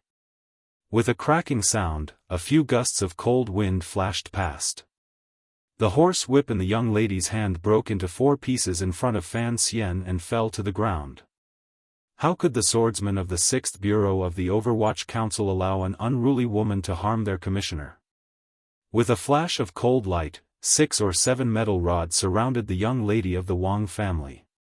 The housekeeper and the family soldier had no idea that this young Overwatch Council official would have so many aces at his side. They were shocked. Worried about the young lady's safety, they all stood in front of her to protect her. If this had happened in the past, they probably would have guessed Fan Xian's true identity. However, everyone in Jingdo knew that the little ancestor of the Overwatch Council was still on his way back from patrolling Xiliang on behalf of the Emperor, so they hadn't thought of this for a moment. Both sides were ready to fight at any moment outside the manor. Although the swordsmen of the Overwatch Council were terrifying, the family soldiers Yanjing's Wang Zhikuan had sent to protect his daughter were not idle either. Most importantly, the front doors of Prince Heching's manor were still tightly shut. Fan Xian did not get angry. On the contrary, he smiled merrily as he looked at the young lady of the Wang family and said, "You can continue to curse. I won't stop you. However, in the future, I will go ask Wang Zhikuan how he raised a strange person like you. Someday, I will also go ask Shifei if he, as your uncle, doesn't have time to teach you and if you want me to teach you." In the Qing court, there were no more than 3 young people who dared to directly call Governor Wang and Commander Shi by their names. Other than the 2 princes, there was only that young man. The housekeeper and the family soldier met each other's eyes and saw the shock and regret in each other's hearts. Even their lips began to tremble. Unfortunately, the young lady of the Wang family was stupid. Hearing the other party directly call her father by his name, she said in a great anger, "Who do you think you are? How dare you make irresponsible remarks to father and say you will discipline me?" Fan Xian glanced at her and smiled coldly. "I can even subdue a wild horse like Yiling, much less a lame donkey like you." After saying this, he paid no more attention to the terrified and uneasy figures of the Wang and Shi families. Directly climbing up the steps, he banged on the front door of Prince Heching's manor and angrily said, "Have you seen enough? Hurry up and open the door." No matter how stupid the young lady of the Wang family was, at this moment, she finally knew the other party's identity. Her heart was a mess for a moment. Tears flowed freely from her eyes. However, the tears flowed without rhyme or reason. The front door of the manor was finally pulled open, a small opening, but no one appeared. It looked like the manor was only prepared to let Fan Xian in. They were still on guard against the young lady of the Wang family, this monstrous figure. Fan Xian suddenly turned his head and looked at the young lady of the Wang family. "You like the great prince?" No matter how open-minded the Qing people were, asking about such a private matter between a man and a woman in front of so many officials and servants was going too far. The housekeeper and family soldier gritted their teeth. Disregarding Fan Xian's identity, they prepared to scold him. Unexpectedly, the young lady of the Wang family gritted her teeth and said in a loud voice, "I like him, what about it? What about it? I just want to tell you that if I say it won't work, it won't work. Even if it works, it won't work." He paused and then said with slight mockery, "I've been scolding him for a while. Do you want to come in for a cup of tea?" The young lady of the Wang family froze where she was. Unconsciously, she prepared to flee back to Uncle Shi's home. She felt that the young noble in front of her was truly strange and powerful. It made her fearful for no reason. A moment later, she steeled her heart and threw down the broken end of the horsewhip. Stopping the housekeeper's attempts to stop her, she followed behind Fan Xian and entered the manor she had dreamed of for a long time. However, the way she entered this time was somewhat special. The front doors of the manor closed tightly behind the 2 of them. Regardless of whether it was the subordinates of the Overwatch Council or the worried family soldiers and housekeepers of the Wang and Shi families, they were all blocked outside the manor. No one knew what Fan Xian was thinking by bringing the young lady into the manor.